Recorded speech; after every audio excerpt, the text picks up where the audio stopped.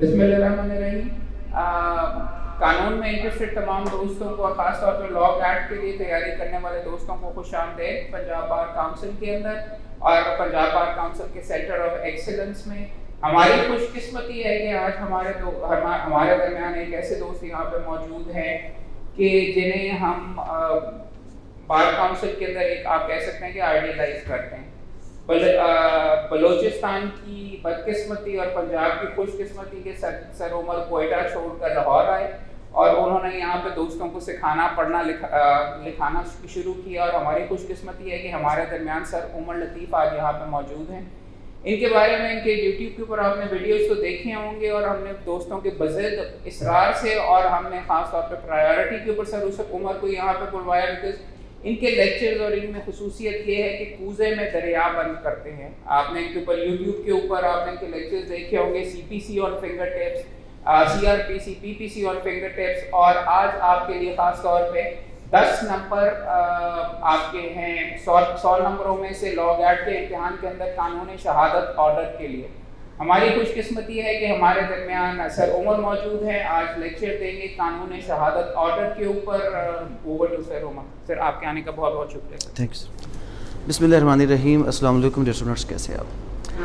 हमारा आज का जो लेक्चर है वो QSO के हवाले से है। जैसा कि आपको पता है कि जो लॉ ग्रैड का पेपर 3 अक्टूबर को हो रहा है, उसके सिलसिले में ये लेक्चर अरेंज किया गया है। इस हवाले से सबसे पहले मैं पंजाब बार कौंसिल और सर अहमद क्यूम साहब, इनका शुक्रिया अदा करता हूँ कि उन्होंने मुझे मौका दिया। लास्ट टाइम भी ऐसे ही एक सेशन हमने किया था और इस बार फिर दोबारा जो है वो QSO अहमियत इसकी क्यों है, क्योंकि जो हमारा ओवरऑल 100 मार्क्स का ये लॉ ग्रैड का पेपर है, इसमें जो 20 मार्क्स हैं, 20 मार्क्स का मतलब क्या है कि एक बहुत बड़ा पासिंग मार्जिन जो है वो इस सब्जेक्ट में है। अगर हम इस सब्जेक्ट को अच्छे तरीके से करते, और इसमें एक और चीज़ है, क्योंकि अगर हम CPC की तरफ चले जाएँ या बाकी सिलेबस की तरफ चले जाएँ तो CPC बहुत स्पेसिफ़िक है। जब सिलेबस स्पेसिफ़िक होता है तो क्वेश्चन क्रिटिकल आते हैं, और जब सिलेबस जनरल होगा तो जो क्वेश्चन होंगे वो भी जनरल नेचर के आएंगे। तो अगर हम पास्ट पेपर देखें तो QSO के जो क्वेश्चन आपको नज़र आएंगे वो जनरल नेचर के होंगे। मीन्स वही क्वेश्चन जो रिपीटेड फॉर्म में इम्पोर्टेड बार बार आते हैं, क्योंकि इसमें इतना मटेरियल ऑलरेडी मौजूद होता है कि किसी को नई चीज़ निकालने की ज़रूरत नहीं होती। लेकिन अगर कहीं पर सिलेबस शॉर्ट हो जाए, जैसे कि आपको पता है कि CPC है, CPC का सिलेबस आल दो बहुत शॉर्ट किया गया है, तो शॉर्ट सिलेबस की वजह से जो क्वेश्चंस आते हैं, या लीगल एथिक्स की अगर हम बात कर लें, जिन लोगों ने लास्ट टाइम पेपर दिया था तो उनको पता है कि लीगल एथिक्स के अंदर जो 10 मार्क्स थे वो बहुत ही क्रिटिकल किस्म के क्वेश्चन आए थे। उसके अंदर डायरेक्ट उसके अंदर रेलेवेंट प्रोविजंस पूछे गए थे, ऐसी चीज़ें जो आपने कभी देखी नहीं थी। क्योंकि जब सिलेबस कट शॉर्ट होगा तो उस सूरत में क्या होगा कि क्वेश्चंस जो होंगे वो स्पेसिफिक होंगे, वो प्रिसाइज होंगे, वो थोड़े से क्रिटिकल होंगे। और अगर कानून शहादत ऑर्डर की तरफ जो हमारा सिलेबस है वो जनरल होगा तो जनरल क्वेश्चंस ही आएंगे। तो वो लोग जिनके लिए लॉ ग्रैड को पास करना की बहुत मुश्किल एक चीज़ है, उन लोगों के लिए स्पेशली हम ये वैसे 3 चीज़ें रिकमेंड करते हैं, लेकिन जो ज़्यादा इसमें बेहतर है वो है कानून शहादत ऑर्डर। हमारा आज का जो लेक्चर है हम इसमें कानून शहादत ऑर्डर को ओवरऑल कवर करेंगे कि इसमें कौन कौन से आर्टिकल्स हैं, कितने आर्टिकल्स हैं, चैप्टर्स क्या हैं। अगर इसको मैं सिंपल तरीन अल्फाज में आपको एक सिंगल पैराग्राफ या एक सिंगल सेंटेंस में समझाऊं कि कानून शहादत ऑर्डर है क्या। अब कानून शहादत ऑर्डर, या जिसको हम कहते हैं कि ये लॉ ऑफ एविडेंस है पाकिस्तान का, तो लॉ ऑफ एविडेंस या कानून शहादत ऑर्डर ये बेसिकली किस चीज़ के हवाले से है। इसका सबसे पहली जो चीज़ है ये है एविडेंस के मुतल्लिक, और एविडेंस के मुतल्लिक सबसे जो पहला पॉइंट ये डिस्कस करता है वो कौन की सूरत में है, मतलब कौन गवाही देगा। सबसे पहली चीज़ जो हमने लॉ ऑफ एविडेंस में पढ़नी है वो किसके मुतल्लिक है कि गवाही कौन देगा। अब जब हमने कौन को डिस्कस कर लिया तो फिर आगे डिस्कस करेंगे कितने गवाह चाहिए। पूरा जो कानून शहादत ऑर्डर है उसका जो बेसिक फोकस है वो किस चीज़ के ऊपर है, दैट हु मे टेस्टिफाई और how many witnesses are required किसी पर्टिकुलर फैक्ट को प्रूव करने के लिए। अब कितने गवाह चाहिए दूसरी बात हो गई। तीसरी बात यह है कि किस चीज़ के मुतल्लिक गवाही दी जाएगी। पहले हमने इसमें क्या पढ़ना कि गवाही कौन दे सकता है। डेफिनेटली जहाँ पर जनरल रूल आता है वहाँ पर उसकी क्या होती हैं, कुछ एक्सेप्शंस भी होती हैं। तो हमने एक तो ये पढ़ना है कि कौन गवाही दे सकता है और ऐसे कौन से लोग हैं कि जिनकी गवाही नहीं ली जाएगी, यहाँ पर वो चीज़ पढ़ी। फिर कितने गवाह चाहिए को डिस्कस करेंगे यहाँ पे, और फर्दर आ जाएंगे किस चीज़ के मुतल्लिक गवाही दी जाएगी। इस चैप्टर में हमने पढ़ना है कि रेलेवेंट फैक्ट कौन से होते हैं, फैक्ट इन इशू क्या होता है, इररेलेवेंट फैक्ट कौन से होते हैं। तो तीसरा स्टेप है कि किस चीज़ के मुतल्लिक गवाही दी जाएगी। अब फोर्थ स्टेप है कि गवाही कैसे दी जाएगी। गवाही कैसे दी जाएगी का क्या मतलब है जनाब? गवाही कैसे दी जाएगा मतलब यह कि ये ओरल होगा, रिटन होगा, प्राइमरी एविडेंस होगा, सेकेंडरी एविडेंस होगा, पब्लिक डॉक्यूमेंट से होगा या प्राइवेट डॉक्यूमेंट के साथ होगा। तो ये गवाही कैसे दी जाएगी हम ओरल और डॉक्यूमेंट्री को अगर हम सिंपली इसको लिखते जाएं तो कौन गवाही देगा में हमने क्या चीज देखनी है, हु मे टेस्टिफाई। यहां पर हम देखेंगे दैट हु मे टेस्टिफाई। फिर कितने गवाह चाहिए, वो हो गया कि how many witnesses are required to proof a certain fact. किस चीज के मुतालिक, रेलेवेंसी का फैक्ट। गवाही कैसे दी जाएगी तो यहां पे हमारे पास आ जाएगा कि ओरल और डॉक्यूमेंट्री। फिर जब हम डॉक्यूमेंट्री की बात करेंगे तो फर्दर इसको हम एक्सप्लेन करेंगे प्राइमरी की सूरत में और साथ ही सेकेंडरी की सूरत में, और साथ ही हम इसको एक्सप्लेन करेंगे पब्लिक डॉक्यूमेंट्स की सूरत में और प्राइवेट डॉक्यूमेंट्स की सूरत में। और इन डॉक्यूमेंट्स के साथ अगर कोई प्रिजम्पशंस अटैच हैं तो उसके साथ। अब गवाही कौन देगा, कितने गवाही चाहिए, किस चीज़ के मुतल्लिक गवाही दी जाएगी, कैसे गवाही दी जाएगी, और फिर फर्दर हम पढ़ेंगे कि गवाही की जिम्मेदारी किस पर है। उसमें क्या चीज आ जाएगी, बर्डन ऑफ प्रूफ आ जाएगा हमारे पास कि गवाही कौन देगा, प्लेंटिफ देगा, डिफेंडेंट देगा, प्रोसिक्यूटर देगा या हमारा अक्यूज देगा। गवाही कौन देगा, किस पार्टी पर गवाही देने की जिम्मेदारी यानी कि बर्डन ऑफ प्रूफ, उसके बारे में पढ़ेंगे। और बर्डन ऑफ प्रूफ के बाद हम पढ़ेंगे गवाही किस तरह रिकॉर्ड होगी। अब जब बात है गवाही किस तरह रिकॉर्ड होगी में हमने क्या पढ़ना है, एग्जामिनेशंस के बारे में, जिसमें हम पढ़ेंगे examination in chief, cross examination और री एग्जामिनेशन। फिर एग्जामिनेशन में कौन से सवाल पूछे जा सकते हैं, कौन से सवाल नहीं पूछे जा सकते, लेकिन एक्चुअल जो फोकस है कानून शहादत आर्डर का वो इन चीज़ों के ऊपर है। गवाही कौन देगा, कितने गवाह चाहिए, किस चीज़ के मुतल्लिक गवाही होगी, गवाही कैसे दी जाएगी, गवाही की जिम्मेदारी किसके ऊपर है, और गवाही किस तरह रिकॉर्ड की जाएगी। हमारा जो फोकस होगा आज का, हमने लॉग एक्ट के हवाले से सिंपल जो पॉइंट्स याद रखने वाले हैं, जिस तरह पेपर में आ सकते हैं, हमने उस पैटर्न पे चलना है। क्योंकि जनरल अगर हम इसके कंसेप्ट की तरफ जाएं तो हमारे लिए पॉसिबल नहीं होगा कि हम इसको थॉरोली कवर कर सकें। तो हमारा जो फोकस होगा वो इसके अंदर मेनली हमने फोकस करना है सिर्फ उन पॉइंट्स के ऊपर कि जो कि हमारे पेपर के लिए ज़रूरी है। तो जो सबसे पहली चीज़ है वो है कि कौन गवाही देगा। अब जब हम बात करते हैं कौन गवाही देगा तो इसके लिए हमारे पास जो पहला आर्टिकल है वो आर्टिकल 3 है, दैट कंपिटेंसी ऑफ विटनेस। अब आपसे वहां पर यह भी कोई बंदा पूछ सकता है कि कंपिटेंसी ऑफ विटनेस कहां पर बयान की गई है, हु में टेस्टिफाई, ये कहां पर बयान किया गया है, तो ये आर्टिकल 3 है। अब इसमें एक चीज आपने और जहन में रखनी है, वो ये है कि हु में टेस्टिफाई को डिस्कस किया आर्टिकल 3 ने। फिर हाउ मैनी जो विटनेस हैं, हाउ मैनी विटनेसेस की जो डॉक्ट्राइन है उसको डिस्कस किया आर्टिकल 17।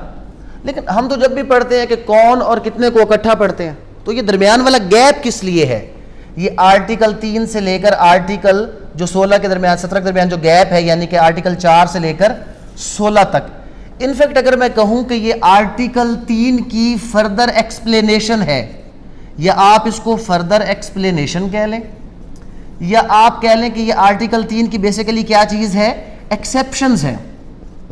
अब वो कैसे है, क्या मतलब इसका, क्योंकि आर्टिकल 3 ने बड़ा सिंपल कहा। आर्टिकल 3 ने कहा ऑल पर्सन्स, जब आर्टिकल 3 ने ऑल पर्सन को कह दिया तो किस्सा तो खत्म कर दिया, लेकिन कंडीशन लगाई कि all persons who can understand question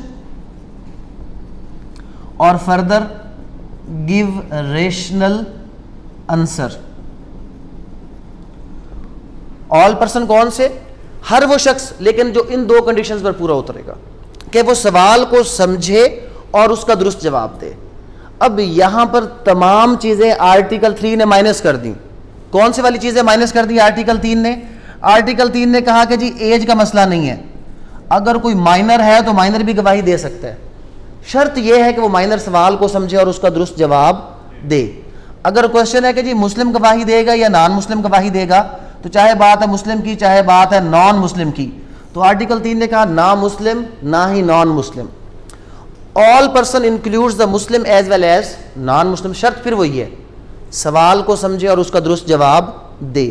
फिर किसी ने पूछा जी कि मेल और फीमेल के बारे में क्या है, तो आर्टिकल 3 ने कहा कि ना कोई मेल ना कोई फीमेल, कोई पाबंदी है ही नहीं। ये जो लफ्ज़ ऑल पर्सन है, इसमें मेल भी है, फीमेल भी है, मुस्लिम भी है, नॉन मुस्लिम भी है, माइनर भी है, और extreme old age. Extreme old age में भी बंदा क्या हो जाता है, वो अगर सवाल को समझने और उसका जवाब देने के काबिल है तो वो काबिल कबूल विटनेस है। फिर क्वेश्चन एक ये आ गया कि अगर कोई बंदा परजरी, परजरी का मतलब क्या है, इसके लिए लफ्ज़ लॉ ने यूज़ किया जेल्ड विटनेस का, या जेल्ड विटनेस के साथ साथ परजरी। परजरी होता है फॉल्स एविडेंस देना, अदालत में झूठी गवाही देना या फॉल्स एविडेंस देना, ये क्या कहलाता है, ये परजरी कहलाता है।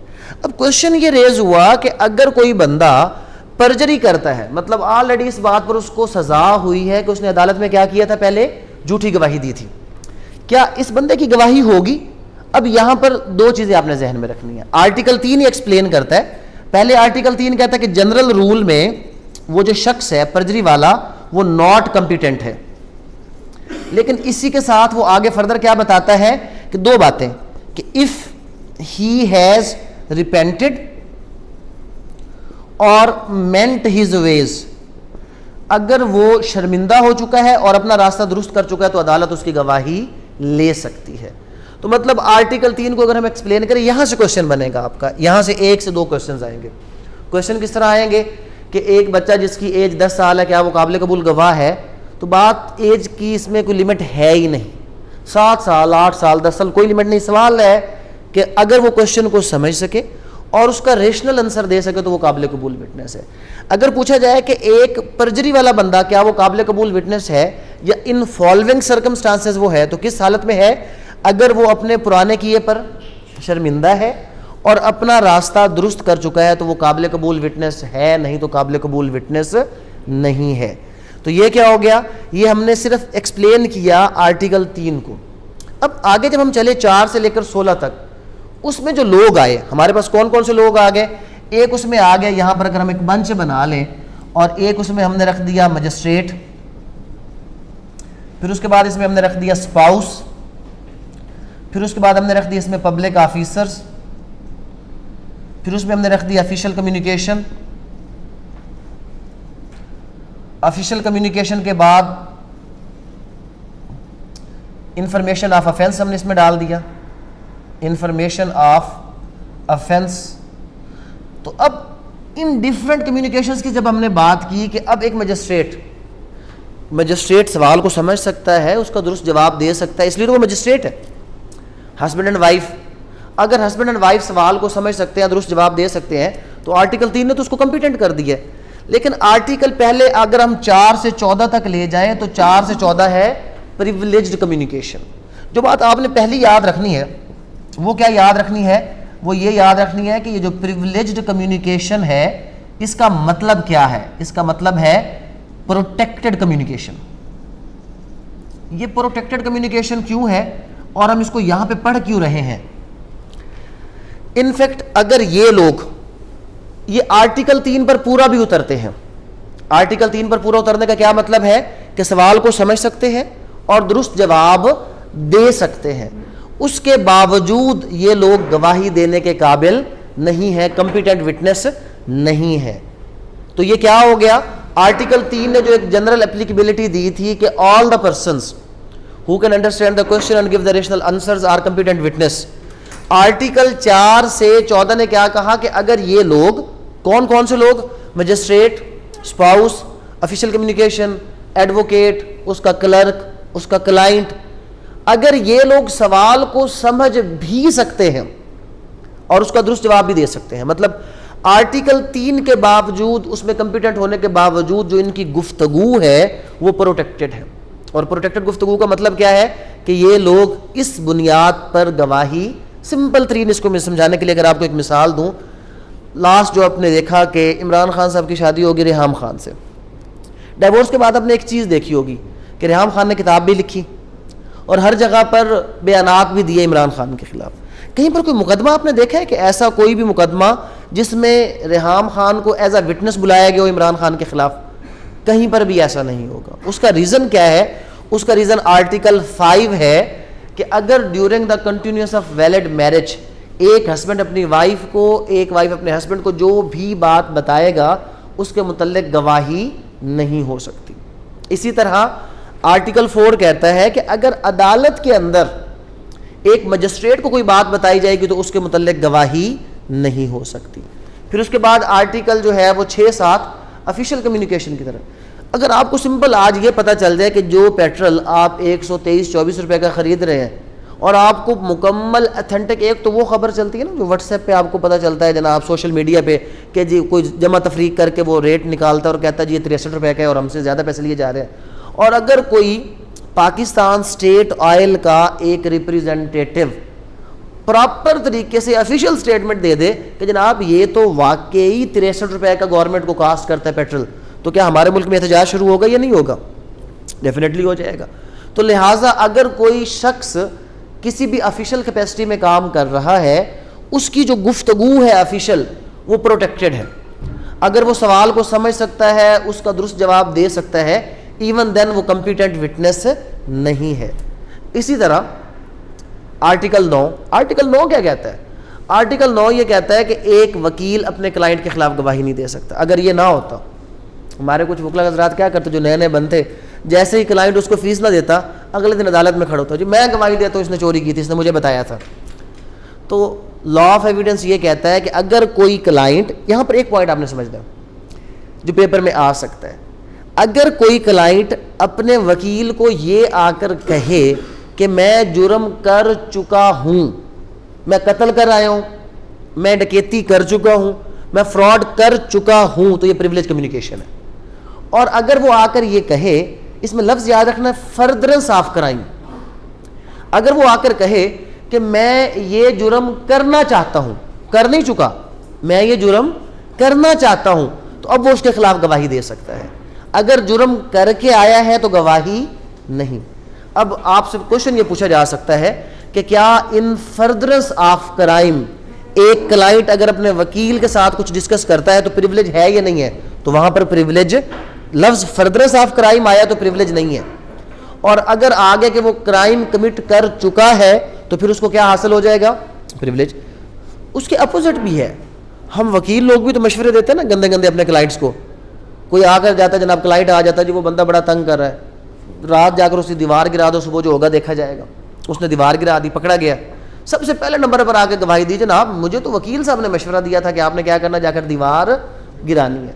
तो आर्टिकल 12 ये कहता है कि जिस तरह एक वकील अपने क्लाइंट के खिलाफ गवाही नहीं दे सकता, उसी तरह क्लाइंट की वकील के खिलाफ की गई बात वो भी क्या है? प्रोटेक्टेड है। तो ये प्रोटेक्टेड कम्युनिकेशन क्या है?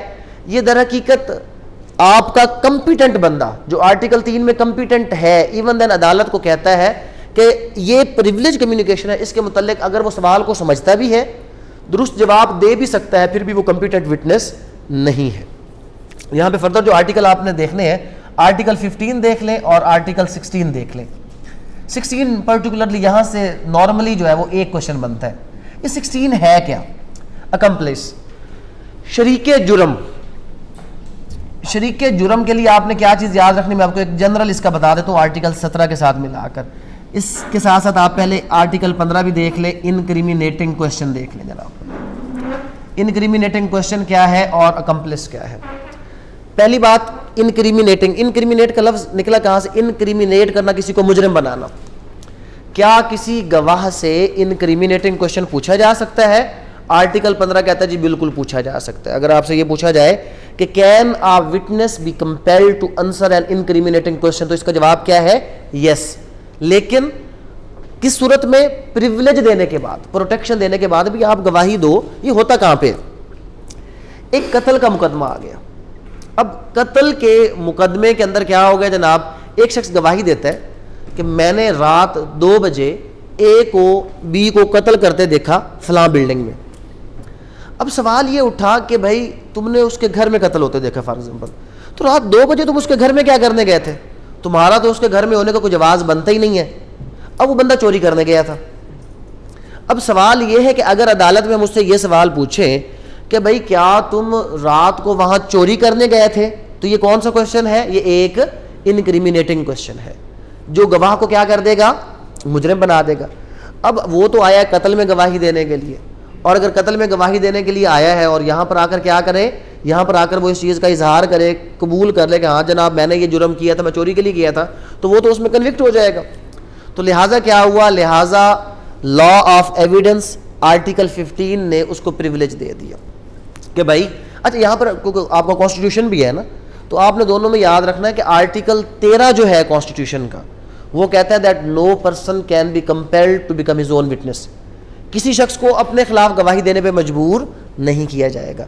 लेकिन आर्टिकल जो 15 है ये क्या कह रहा है? ये कहता है कि एक बंदे को मजबूर किया जा सकता है कि वो अपने खिलाफ ऐसे सवाल का जवाब दे जो उसको इनक्रिमिनेट करे। तो फिर क्यों करे वो? उसको प्रिविलेज देने के बाद। प्रिविलेज का मतलब क्या है? अगर आप उसको ये कहें कि ठीक है जी आपका बयान ज़रूरी है, जब तक आपका ये पता नहीं चलेगा कि आप रात वहाँ क्या करने गए थे, तब तक हम आपकी बात, आपके बयान को रिकॉर्ड नहीं कर सकते। लेकिन प्रिविलेज है। प्रिविलेज का मतलब क्या है कि आपका ये बयान आपके खिलाफ ना तो इस केस में ना ही किसी और केस में कहीं पर भी आपके खिलाफ इस्तेमाल नहीं होगा। आप ये बयान दें ताकि यहाँ पर आपकी गवाही को हम कॉरबोरेट कर सके कि वाकई आपका वहाँ पे होने का कोई जवाज बनता है या नहीं। तो सिंपल जो बात हमने याद रखनी है, इनक्रिमिनेटिंग क्वेश्चन के साथ आर्टिकल कौन सा डील करता है? आर्टिकल 15। क्या पूछा जा सकता है या नहीं? तो जवाब इसका क्या है? यस, पूछा जा सकता है, लेकिन प्रिविलेज देने के बाद। इतनी सी बात आपने ध्यान में रखनी है। आर्टिकल 16 है अकम्प्लिस के बारे में बात। फिर वो ये अकम्प्लिस शरीक जुर्म है, शरीक जुर्म है और वो सवाल को समझ भी सकता है और दुरुस्त जवाब दे भी सकता है। लेकिन बात ये कि है शरीक जुर्म, क्या इसकी गवाही काबिल कबूल है या काबिल कबूल नहीं? इसके लिए सिंपल मैं आपको कुछ चीज़ें पहले बताता हूँ, फिर आपको खुद ही इसकी समझ आ जाएगी। आप चले जाए आर्टिकल 17 की तरफ। आर्टिकल 17 जो है वो 2 चीज़ों के साथ डील करता है। एक तो मैंने आपको पढ़ाना कि किसके साथ डील करता है? नंबर ऑफ विटनेस के साथ। यहां से क्वेश्चन लाजमी आता है। जो यहां पर 2 से 3 बातें हमने पढ़नी है आर्टिकल 17 में, एक तो वो आपने फोकस करना है। सेकेंडली आर्टिकल 17 कंपिटेंसी के बारे में बताता है, लेकिन किस मामले में? कंपिटेंसी इन हुदूद केसेस और कंपिटेंसी इन कौन से केसेस? किसास। किसास और हुदूद केस में सिर्फ वो गवाही देगा जो किसके मुताबिक गवाह है? आर्टिकल 17। आर्टिकल 3 वाला तो बड़ा जनरल गवाह है। आर्टिकल 3 वाला गवाह कैसा है? हर वो शख्स जो सवाल को समझे और जवाब दे, बच्चा, बूढ़ा, औरत, मर्द, मुस्लिम, नॉन मुस्लिम, परजरी वाला बंदा। आर्टिकल 3 में सारे गवाही दे सकते हैं। आर्टिकल 17 ने कहा जी सबसे पहला जो गवाही है यहां पर कौन देगा? सिर्फ और सिर्फ मेल। तो मतलब हुदूद केसेस में अगर हमसे क्वेश्चन आ जाता है कि female is a competent witness in hudood case, तो कोई नहीं। वजह क्या है कि हुदूद और किसास में, और किसास का बाज़-औक़ात वो क्या करता है, हुदूद का लफ्ज़ नहीं लिखता, वो किसास लिख देता है। तो किसास और हुदूद एक ही चीज़ है, ये बात ध्यान में रख लें, क्योंकि ये सेम चैप्टर पीपीसी में भी हमारा है। वहाँ पर भी हमसे पूछा जा सकता है, पीपीसी में भी क्वेश्चन आ सकता है कि किसास की सज़ा देने के लिए क्या ज़रूरी है? किसास की सज़ा देने के लिए आर्टिकल 17 के मुताबिक कंप्यूटेंट। इसमें सवाल ये आएगा कि किसी भी शख्स को अकॉर्डिंग टू किसास, या 302 है कत्ल अमद है, उसमें अगर आप उसको सज़ा देना चाहते हैं किसास की, तो उसके लिए ज़रूरी क्या है? कंपिटेंसी अंडर आर्टिकल 3 ज़रूरी है या कंपिटेंसी अंडर आर्टिकल 17 ज़रूरी है? तो कंपिटेंसी अंडर आर्टिकल 17 ज़रूरी है, 3 में नहीं। अच्छा, आर्टिकल 17 की कंपिटेंसी क्या है? मेल है, एडल्ट है, मुस्लिम है और तज़किया अल शहूद है। अब गौर से देखते हैं जनाब। आर्टिकल 17 ने सबसे पहले किसका नाम ले लिया? मेल का, मतलब फीमेल हुदूद और किसास में गवाही नहीं देगी, नंबर 1। आर्टिकल 17 ने कहा एडल्ट होना चाहिए, इसका मतलब है कि जो माइनर वाली बात थी वो यहां पर क्या होगी? ऑटोमेटिकली खत्म होगी। आर्टिकल 17 ने कहा कि उसका मुस्लिम होना जरूरी है, तो मतलब नॉन मुस्लिम हुदूद और किसास में गवाही नहीं दे सकता। आर्टिकल 17 कहता है तज़किया अल शहूद जरूरी है। तज़किया अल शहूद पाकीज़ा गवाह, पाकीज़ा गवाह जो किसी जुर्म में शामिल नहीं है, जिसका प्रीवियस करैक्टर क्रिमिनल नहीं है, जो किसी जुर्म में शरीके जुर्म नहीं है। अकम्प्लिस क्या है? शरीके जुर्म। तो शरीके जुर्म कभी भी तज़किया मतलब पाकीज़ा, तो शरीके जुर्म तो पाकीज़ा हो ही नहीं सकता। लिहाजा अगर आपसे कोई पूछे कि अकम्प्लिस की गवाही हुदूद में है, तो अकम्प्लिस की गवाही हुदूद में क्यों नहीं है? क्योंकि वो तज़किया तो शहूद पर पूरा नहीं उतरता। अकम्प्लिस की गवाही नहीं है, नॉन मुस्लिम की गवाही नहीं है, माइनर की गवाही नहीं है, फीमेल की। कहाँ पर? ये किसके मुताबिक मैं आपको पढ़ा रहा हूँ? आर्टिकल 17। अब आपको फ़र्क पता चला कि 3 और 17 में क्या फ़र्क है। 3 में ऑल पर्सन्स आर कम्पिटेंट, तो 3 की एप्लीकेबिलिटी क्या है? 3 की एप्लीकेबिलिटी इसको छोड़ के, यानी कि हुदूद और किसास को छोड़ के बाकी तमाम ऑफेंसेस जो होंगे सिविल क्रिमिनल, वो किसके मुताबिक चलेंगे? आर्टिकल 3 के मुताबिक। लेकिन हुदूद और किसास पर जो कंपिटेंसी है वो किसके मुताबिक चलेगी? आर्टिकल 17। अब आ जाए जनाब सबसे इंपॉर्टेंट जो है वो नंबर ऑफ विटनेस, जिसका मैंने आपको बताया कि एक पॉइंट यहां से जरूर आएगा। नंबर ऑफ विटनेस में पहली बात याद रख लें कि हमने अलग करने हैं सिविल मैटर, और सिविल में किसको अलग करना है? फाइनेंशियल। ये फाइनेंशियल कैसे होते हैं? माली मामलात, कोई भी एग्रीमेंट, कोई भी डीड जिसमें पैसों का क्या हो? लेन देन। यहां पर हमेशा इधर से क्वेश्चन आता है, और जितनी बार हम लोग क्वेश्चन देते हैं लोग इसको गलत करके आ जाते हैं।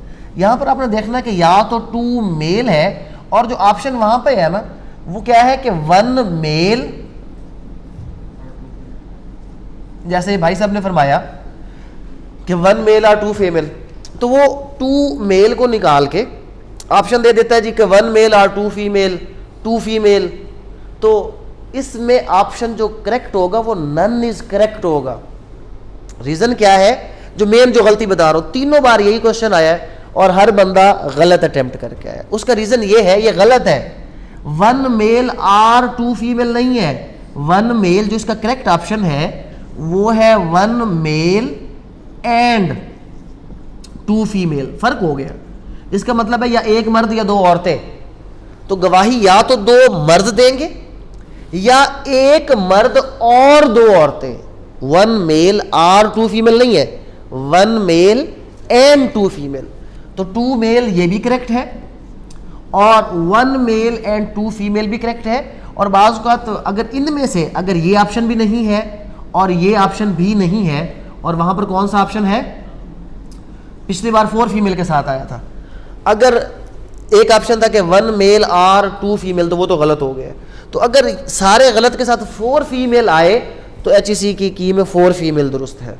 वैसे होना नहीं चाहिए, क्योंकि according to some school of thought 4 female हो सकते हैं, ज़्यादातर का इख्तलाफ है। लेकिन इख्तलाफ होने के बावजूद कुछ इसको मानते तो है ना।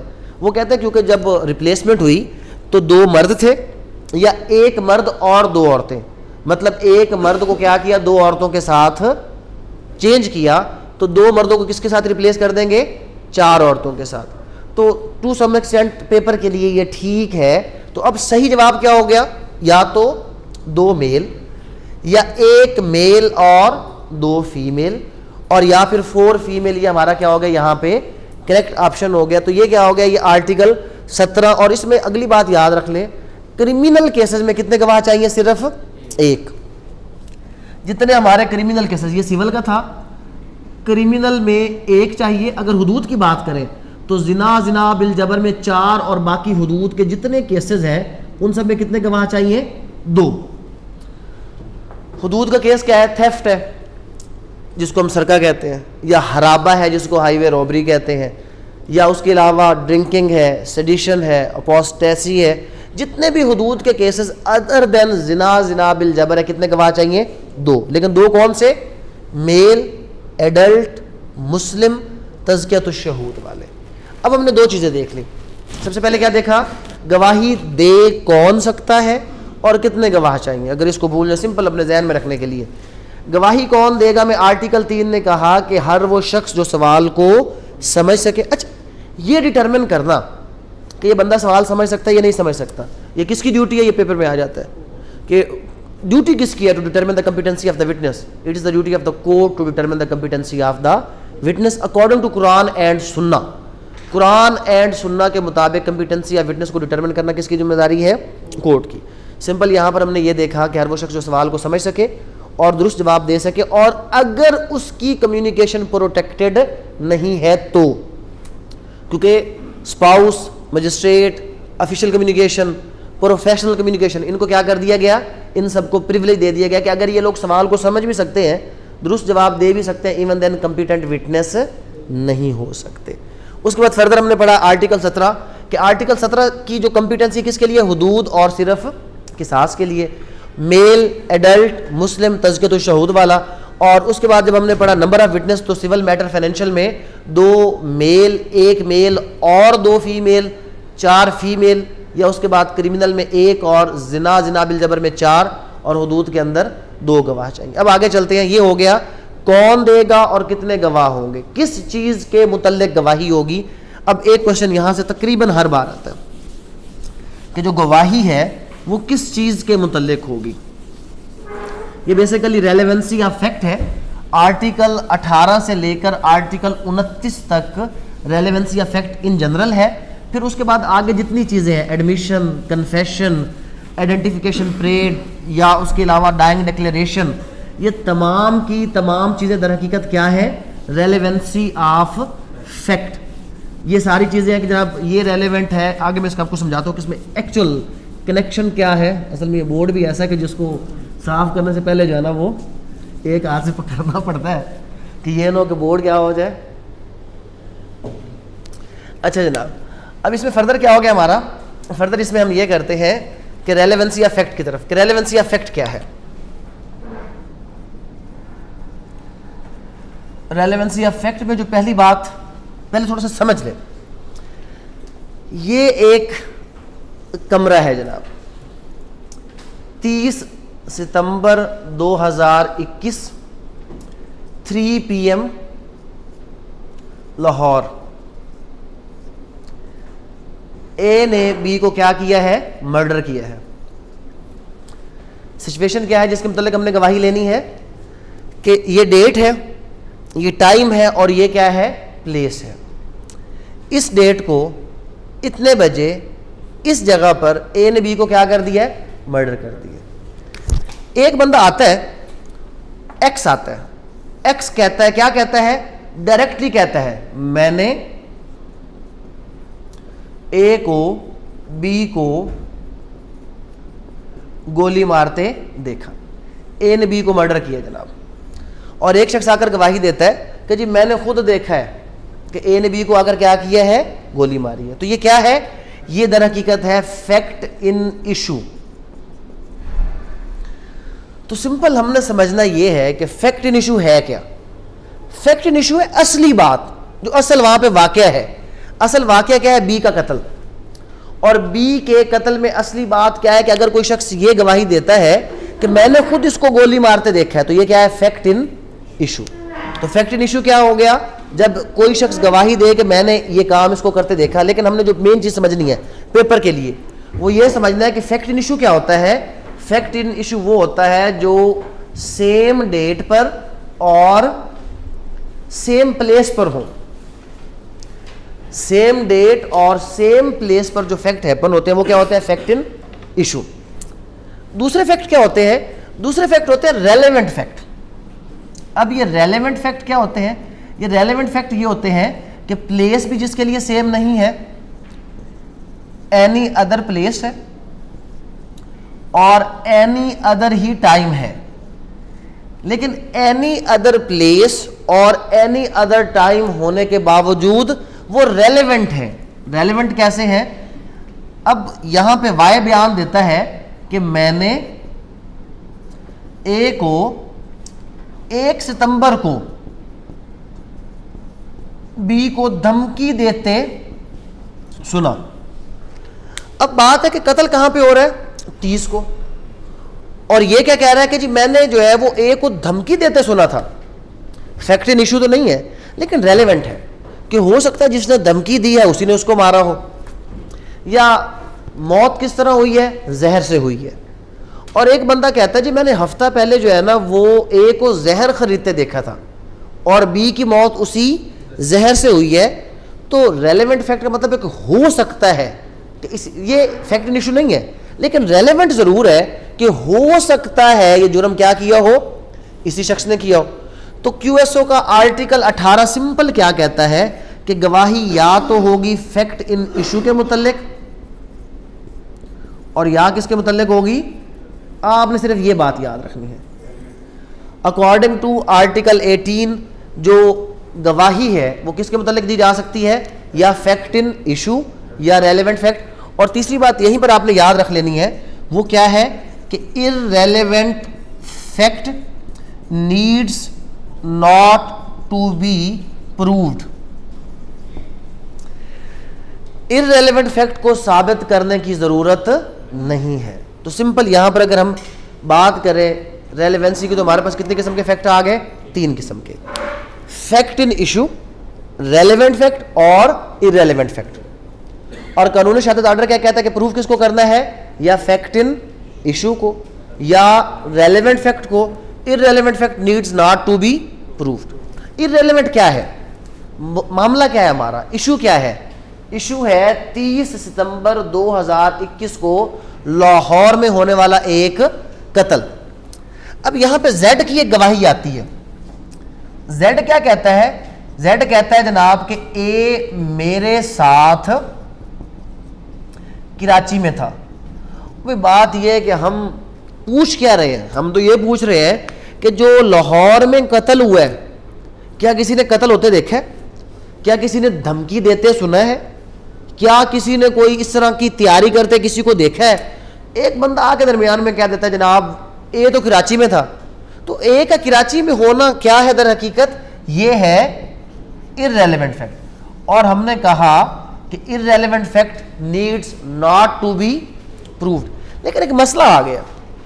मसला क्या आया, जब जेड से हमने पूछा कि यार तुम्हारे साथ ए कब था, तो जेड ने कहा कि भाई 30 सितंबर को 3 बजे ए मेरे साथ कराची में था। कत्ल भी कब हुआ है, 30 सितंबर को 3 बजे लाहौर में। तो अब क्या एक बंदा सेम टाइम पर 2 जगह पे हो सकता है? और अगर यह साबित हो जाए कि वो वाकई कराची में था, तो इसका मतलब है कि वो बंदा सेम टाइम पर लाहौर में कत्ल नहीं कर सकता। तो अब क्या हो गया कि जब कोई ऐसा बयान आया इररेलेवेंट फैक्ट के मुतल्लिक कि जिसकी वजह से जुर्म का होना या ना होना उस पर फर्क पड़ रहा हो, तो हम कहते हैं कि जनाब ये इररेलेवेंट फैक्ट बिकम्स रेलेवेंट। और जब इररेलेवेंट फैक्ट बिकम्स रेलेवेंट है तो इसमें हुआ क्या है, इसमें वो बंदा कहता है कि जी मैं जुर्म वाली जगह मौजूद नहीं था, मैं तो किसी और जगह था। तो किसी और जगह होने को हम लॉ में कहते हैं कि इसने क्या किया है, प्ली ऑफ एलिबाई ली है, जिसको हम कहते हैं एल्सवेयर। और यहां पर जो बात आपने याद रखनी है, ये प्ली हमेशा कौन लेता है, अक्यूज लेता है। और अक्यूज क्या कहता है, अक्यूज कहता है I was not present on scene of crime, I was present elsewhere. कि जनाब मैं तो उस जगह पर, तो अब इस सूरत में उसका कराची में होना पहले क्या था, इररेलेवेंट, और अब क्या बन गया, रेलेवेंट। तो फिर भी गवाही इररेलेवेंट फैक्ट की नहीं आई। जब इररेलेवेंट फैक्ट क्या बना, रेलेवेंट, तो गवाही फिर उसकी ली जाएगी। अगर वो इररेलेवेंट है तो गवाही लेने की जरूरत नहीं है। अब यहां पर 2 से 3 बातें हमने क्या सीख ली। पहली बात कि जो गवाही होगी या फैक्ट इन इशू की होगी या रेलेवेंट फैक्ट की होगी। Irrelevant fact needs not to be proved. Irrelevant fact को प्रूव करने की जरूरत नहीं है। लेकिन हमने फर्दर क्या कहा कि जब इररेलेवेंट फैक्ट बिकम्स रेलेवेंट तो उस वक्त उसकी गवाही को साबित करने की जरूरत आ जाएगी। और जो इररेलेवेंट फैक्ट है वो रेलेवेंट कब बनता है, एक हमने चीज पढ़ ली, प्ली ऑफ एलिबाई। इसके लिए आपने याद रखना है आर्टिकल 24(2). इसको 24 नहीं कहना, क्योंकि जब हम 24(2) कह रहे हैं, 24 की क्लास 1 कुछ और कह रही है, और जो ये बात है एल्सवेयर की, किस में कही जा रही है, आर्टिकल 24 उसकी क्लास 2 के अंदर। तो लिहाजा क्या है कि जब कोई इररेलेवेंट फैक्ट रेलेवेंट बनेगा तो असूल फिर भी वही है। असूल क्या है कि जो गवाही दी जाएगी या फैक्ट इन इशू के ऊपर दी जाएगी या किसके ऊपर दी जाएगी, रेलेवेंट फैक्ट के ऊपर।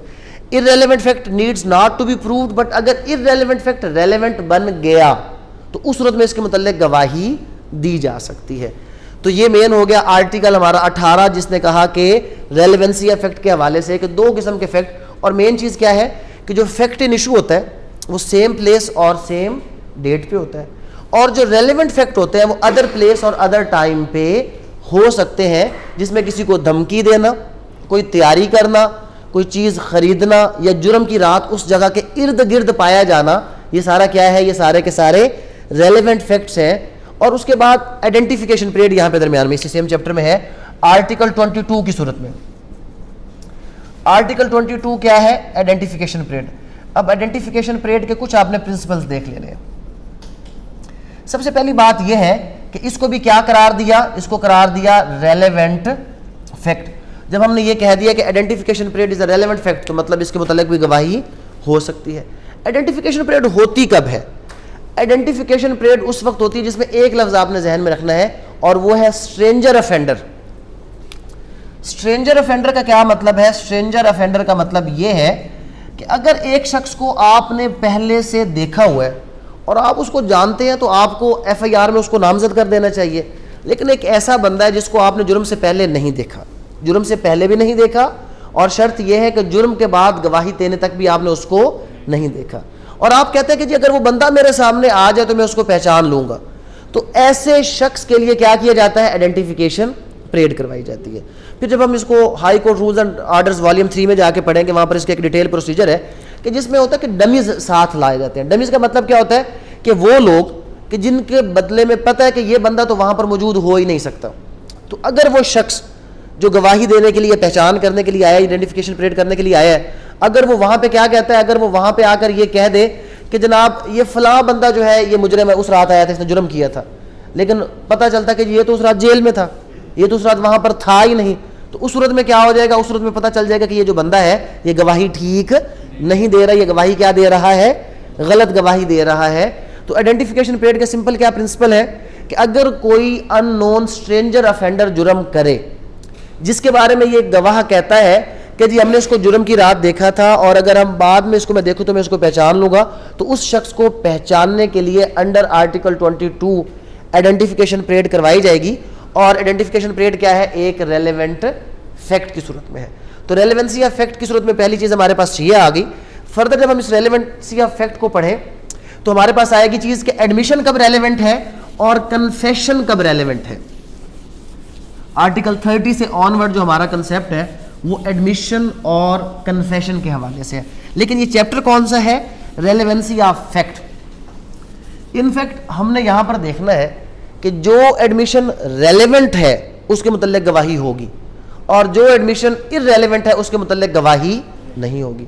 जो कन्फेशन रेलेवेंट होगा उसके मुतल्लिक गवाही होगी, जो कन्फेशन रेलेवेंट नहीं होगा उसके मुतल्लिक गवाही नहीं होगी। हमने वो फैक्टर पढ़ने हैं कि जिससे कन्फेशन रेलेवेंट हो जाएगा या क्या हो जाएगा? इररेलेवेंट हो जाएगा।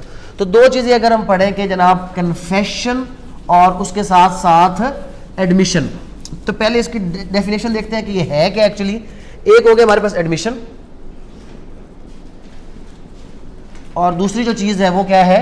वो कन्फेशन है। एडमिशन और कन्फेशन आर्टिकल 30 से लेकर 36 और उसके बाद आर्टिकल 45 ये एडमिशन के साथ डील करता है, और 37 से लेकर 43 तक ये कन्फेशन के साथ डील करता है। नॉर्मली जो कंसेप्ट है वो ये है कि एडमिशन कंसेप्ट है किस चीज़ का? सिविल जस्टिस का, और जो कन्फेशन का कंसेप्ट है वो किस चीज़ का है? वो क्रिमिनल। क्योंकि जब हम कन्फेशन की बात करते हैं तो ये क्या है? ऑल दो कन्फेशन कानून शहादत ऑर्डर में एक्सप्लेन नहीं किया गया, डिफाइन नहीं किया गया, लेकिन जब हम कहते हैं कि जनाब एडमिशन ऑफ गिल्ट है तो इसका मतलब क्या है कि ये क्रिमिनल जो गिल्ट है या अफेंस है या पुलिस का रोल एंड टास्क वो कहाँ पे है? क्रिमिनल जस्टिस में। तो लिहाजा हमने कहा कि जो कन्फेशन है ये concept of criminal justice system है, और जो एडमिशन है ये कंसेप्ट किसका है? ये concept of civil justice system है। अब एडमिशन और कन्फेशन में मेन फर्क क्या है? सिंपल समझने के लिए ये देखें, ये ए है, बी है, सी है और डी, 4 लोग हैं। कन्फेशन में भी ए है, बी है, सी है और डी, 4 लोग। अगर हम 4 में से एक बंदा बयान दे ए कि हमने एक्स के साथ कॉन्ट्रैक्ट किया या मुआहिदा किया, एक बंदा बयान दे रहा है, और यहां पर भी क्या है कि एक शख्स ही कहता है कि हमने एक्स को कत्ल किया। अब इस एग्जांपल से आप एडमिशन और कन्फेशन दोनों पॉइंट्स को समझ सकते हैं। कैसे समझ सकते हैं? एडमिशन का ये कंसेप्ट है कि एडमिशन एक शख्स अपनी ज़ात के लिए भी कर सकता है, अपनी पार्टी के लिए भी कर सकता है, और रेफर्ड पर्सन भी कर सकता है। तो मतलब यहां पर अगर ये ए बयान देता है ऑन बिहाफ ऑफ बी, सी और डी कि हमने मिलकर मुआहिदा किया, तो ये किसके लिए एडमिशन है? ये सब के लिए। ये ए का भी है, बी का भी है, सी का भी है, और क्या है? डी का भी एडमिशन है। तो एडमिशन एक बंदा खुद भी कर सकता है, जो बातें हमने देखनी है। एडमिशन 1 जो है वो ओन सेल्फ के लिए भी कर सकता है, और पार्टी की बिहाफ पर भी कर सकता है, कोई रिप्रेजेंटेटिव वो भी कर सकता है, और रिप्रेजेंटेटिव के साथ साथ जो एडमिशन है वो एक रेफर्ड पर्सन भी कर सकता है। अब ये रेफर्ड पर्सन कौन है? इसकी सिंपल सी मिसाल क्या है? इसकी सिंपल सी मिसाल ये है रेफर्ड पर्सन की कि 2 लोग आपस में एक डील करते हैं, जिसमें ए क्या करता है? ए जो है वो बी से एक गाड़ी खरीदता है। जब ए बी से गाड़ी खरीदता है तो बी उसे कहता है कि जी ये गाड़ी एक्सीडेंटेड नहीं है, ये गाड़ी बिल्कुल ठीक है, ये गाड़ी बिल्कुल फ्रेश है। इस बात पर ए वो गाड़ी लेकर चला जाता है। शाम को वापस आता है और आकर बी को कहता है कि यार तेरी गाड़ी एक्सीडेंटेड है, तुमने झूठ बोला था, तुम्हारी गाड़ी एक्सीडेंटेड है, लिहाजा मैं ये लेने के लिए तैयार नहीं हूँ। आगे से बी उसे कहता है कि भाई सुबह तक ये बिल्कुल ठीक थी, ये एक्सीडेंट तुमने किया है, मैं इसका जिम्मेदार नहीं हूँ। एक्सीडेंट है पर किया किसने है? तुमने। अब यहां पर ए कहता है कि नहीं जनाब तुम झूठ बोल रहे हो, ये पहले से एक्सीडेंटेड थी। तो आगे से बी क्या कहता है? बी कहता है कि यार मसला ये है कि आज सुबह ये गाड़ी मैं डबल ए जो मैकेनिक है उसकी वर्कशॉप से उठाकर लाया था, लिहाजा चलते हैं उस मैकेनिक के पास। अगर वो मैकेनिक कह देना कि ये गाड़ी क्या थी? एक्सीडेंटेड, तो मैं जिम्मेदार हूं। अब जब वो गाड़ी लेकर जाते हैं मैकेनिक के पास और मैकेनिक कहता है जी बिल्कुल ये गाड़ी पहले से एक्सीडेंटेड है, अब बयान कौन दे रहा है? मैकेनिक। लेकिन ये बी के लिए एडमिशन होगा, क्योंकि रेफर कौन कर रहा था? बी रेफर कर रहा था। तो समझना क्या है? सिंपल जो आपने चीज़ याद रखनी है वो क्या याद रखनी है कि एडमिशन एक बंदा अपनी ज़ात का भी कर सकता है, पार्टी की बुनियाद पर भी हो सकता है, रिप्रेजेंटेटिव भी कर सकता है, और रेफर्ड पर्सन भी कर सकता है। और जब कोई एडमिशन करेगा, आर्टिकल 45 कहता है कि भाई एडमिशन एक्ट्स एज एस्टॉपल। यहां पर एक लफ्ज याद रखना है, admission is not a conclusive proof. Admission conclusive proof नहीं है। ये कंक्लूसिव प्रूफ क्या होता है? कंक्लूसिव प्रूफ होता है हतमी, कि जिस बात उसके बाद मजीद सबूत की जरूरत ही कोई नहीं रह जाती। लेकिन अगर थोड़ा सा आप लोगों ने वो दावा पढ़ा हो या जवाब दावा पढ़ा हो, उसमें होता क्या है? उसमें एक शख्स क्या करता है? दावा करता है, अपोजिट पार्टी उसको एडमिट करती है। तो क्या एडमिट करने से मुकदमा खत्म हो जाता है या उसके बावजूद अदालत में मुकदमा चलता है? उसके बावजूद चलता है। उसका रीज़न क्या है? कि भाई एडमिशन कोई कंक्लूसिव प्रूफ नहीं होता। एडमिशन में तो उसने किसी पर्टिकुलर फैक्ट को एडमिट कर लिया है, उस फैक्ट की हद तक एडमिट हो गया है, बाकी मुकदमा चलता रहेगा। तो इसलिए लॉ ने क्या कर दिया कि अगर कोई शख्स एडमिशन करे और बाद में फिर उससे वापस मुकर जाए, रिट्रैक्ट कर दे, तो मुकदमा तो लंबा होता चला जाएगा। तो लिहाजा आर्टिकल 45 ने कहा कि ऑल दो admission is not conclusive proof but it may stop. Stop का मतलब क्या है कि जब एक एडमिशन आपने कर लिया, अब फर्दर आप अपनी बात से पीछे नहीं फिर सकते। कहीं पर आपने किसी रिटर्न स्टेटमेंट में कह दिया कि जनाब एडमिट, कि मेरा एग्रीमेंट हुआ था, तो जब आपने एडमिशन कर दिया तो आपके ऊपर क्या लग जाएगा? एस्टॉपल लग जाएगा। अब आप अपनी बात से रिट्रैक्ट नहीं कर सकते। ये हो गया कंसेप्ट किस चीज़ का? एडमिशन का बेसिक कंसेप्ट हो गया कि एडमिशन जो है, और इसमें अगली चीज़ क्या है कि एडमिशन हमेशा एडमिशन होता है। क्या मतलब है इसका? कि एडमिशन चाहे क्या है? ओरल है, एडमिशन चाहे रिटन है, एडमिशन चाहे फॉर्मल है, एडमिशन चाहे इनफॉर्मल है, एडमिशन चाहे कोर्ट के अंदर है, एडमिशन चाहे आउट ऑफ कोर्ट है, एडमिशन हमेशा क्या होगा, उसकी एविडेंटरी वैल्यू क्या होगी, हमेशा एक जैसी होगी। ये नहीं कहेंगे कि अगर कोई बंदा अदालत में आके एडमिशन करेगा तो वो स्ट्रांग है, और अगर वो अदालत से बाहर एडमिशन करेगा तो वो क्या है, वो वीक है। एडमिशन के लिए ऐसी कोई भी बात नहीं। अब इधर आ जाए कन्फेशन की तरफ। सबसे पहली बात ये है आर्टिकल 43। आर्टिकल 43 ये कहता है कि अगर कोई बंदा ये कहे, को अक्यूज ये कहे कि हमने कत्ल किया, तो आर्टिकल 43 ने कहा कि सिर्फ ये एक का कन्फेशन है, और बाकी लोगों के लिए ये सर्कमस्टांशियल एविडेंस तो हो सकता है, लेकिन उन लोगों के लिए ये कन्फेशन नहीं हो सकता।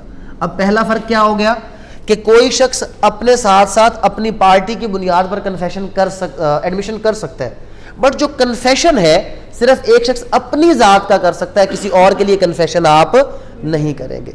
अगर किसी, जैसे कि आर्टिकल 43 ने कहा कि अगर को अक्यूज है और एक मुकदमे में उनका अगर ट्रायल चल रहा है, इकट्ठा ट्रायल चल रहा है, तो उसमें अगर वो कोई शख्स बयान दे कि हमने कत्ल किया, तो उसका कन्फेशन ए को इस बुनियाद पर सजा हो सकती है, बी, सी और डी को ए के इस बयान पर सजा नहीं हो सकती। यहां से हमने समझा क्या है, मेन पॉइंट ये है कन्फेशन सिर्फ अपनी जात का हो सकता है, कन्फेशन किसी और के लिए आप नहीं कर सकते।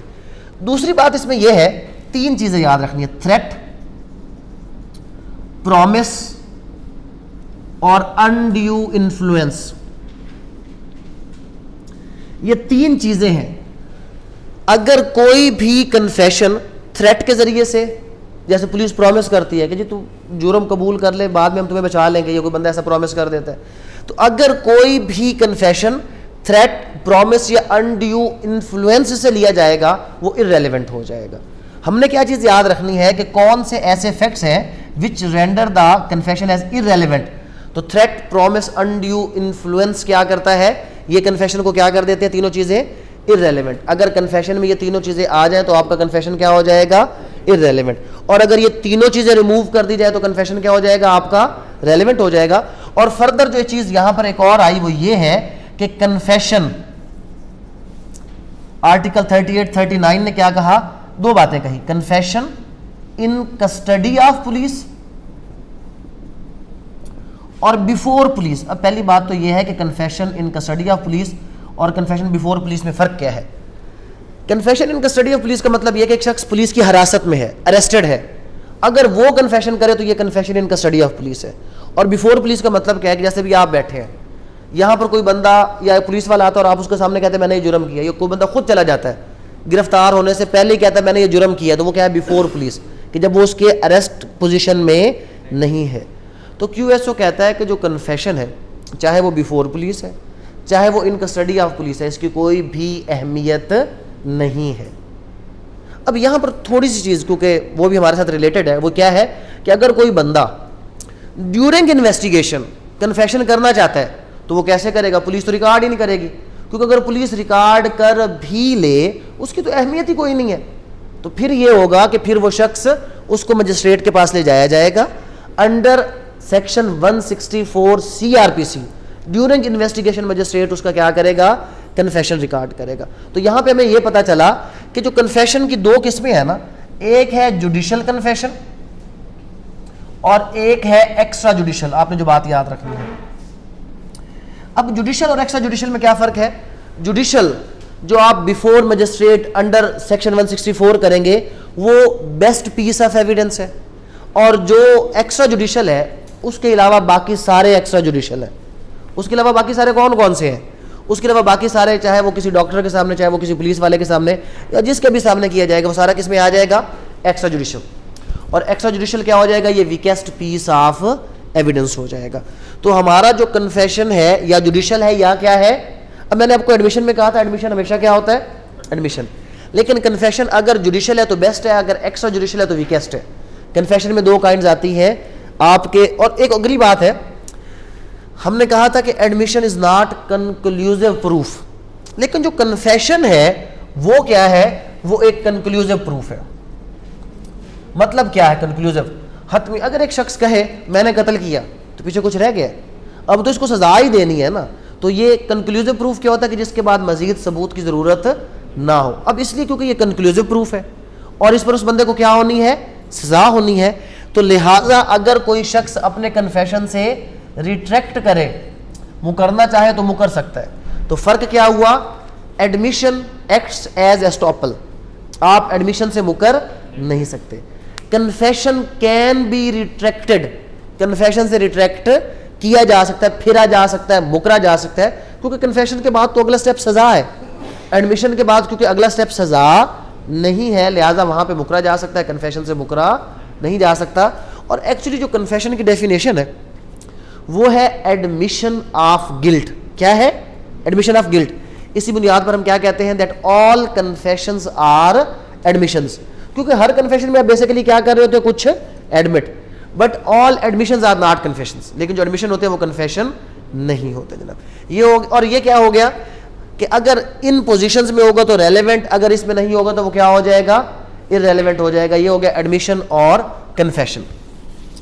फर्दर आप इसमें जो मेन चीज़ एक और जहन में रख लें, आइडेंटिफिकेशन, जो डाइंग डिक्लेरेशन आर्टिकल 46(1), वो भी क्या है, वो रेलेवेंट है। ये सारी चीज़ें हम क्या पढ़ रहे हैं कि क्या चीज़ रेलेवेंट है और क्या चीज़ इररेलेवेंट है। इसमें जो कुछ चीज़ें भी मैं आपको बताता हूँ कि जो रेलेवेंट है उनके आर्टिकल याद रख लें, और उनकी जो मेन चीज़ें हैं, मेन जो पॉइंट्स हैं अपने वो जहन में रखने हैं। और वो क्या है जनाब, एक डाइंग डिक्लेरेशन,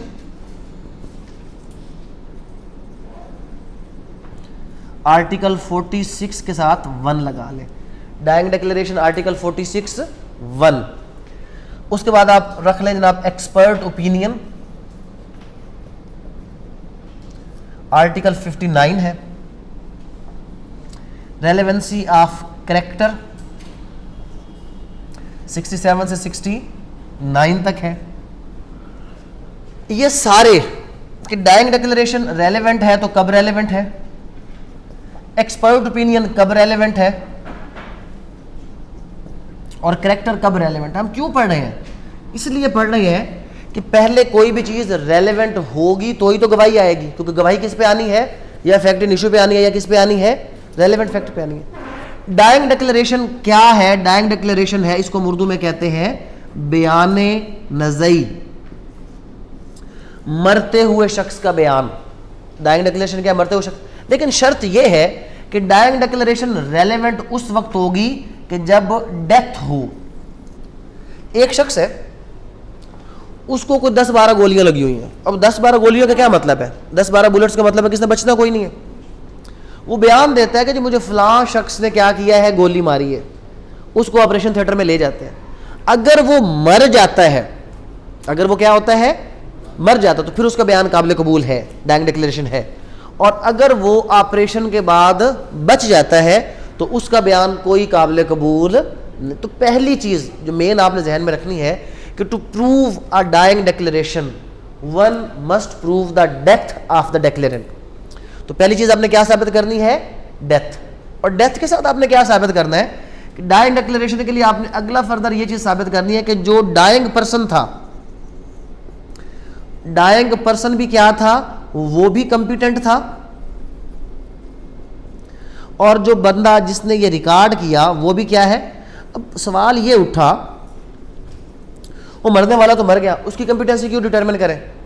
और भाई अगर वो मरने वाला अंधा था तो एक अंधे शख्स के बयान पर किसी को सजा कैसे दी जा सकती है, तो उसने देखा कैसे होगा। तो अगर वो कंपिटेंट था तो ही तो हम उसकी बात पर यकीन करेंगे, मरने वाले शख्स की। तो मरने वाले शख्स का कंपिटेंट भी होना जरूरी है। और जिसने बयान रिकॉर्ड किया, कौन रिकॉर्ड करेगा, अगर तो सबसे बेस्ट तो यह है कि डाइंग डिक्लेरेशन मजिस्ट्रेट रिकॉर्ड करे। बट मजिस्ट्रेट पहुंच नहीं सका, पुलिस पहुंच गई तो पुलिस रिकॉर्ड कर ले। पुलिस नहीं पहुंची, बंदा अस्पताल में पहुंचा तो डॉक्टर रिकॉर्ड कर ले। अस्पताल तक जाने वाली बात भी नहीं है तो कोई भी शख्स रिकॉर्ड कर सकता है। अगर कोई भी शख्स रिकॉर्ड नहीं कर सकता तो मॉडर्न डिवाइस के जरिए से भी क्या हो सकता है, रिकॉर्ड। तो डाइंग डिक्लेरेशन किसी भी तरह रिकॉर्ड की जा सकती है, लेकिन शर्त क्या है कि रिकॉर्ड करने वाला भी क्या हो, कंपिटेंट, मरने वाला भी, ताकि उसकी बात पर यकीन किया जा सके। और उसके बाद ये है क्या, एक और बात आपने याद रखनी है, एक आपने लफ्ज़ सुनना है, आगे चल के हम पढ़ेंगे, हेयर से एविडेंस। हेयर से एविडेंस का मतलब क्या होता है, सुनी सुनाई बात। कि जब, अब देखिए डाइंग डिक्लेरेशन में है क्या, एक शख्स जो बयान रिकॉर्ड कर रहा है उसने खुद किसी को गोली मारते नहीं देखा, उसने मरने वाले शख्स से सुना है कि वो उसको बताता है मुझे एक गोली मार के भाग गया। अब उसने खुद तो नहीं देखा ना, तो ये क्या है, ये हेयर से एविडेंस है।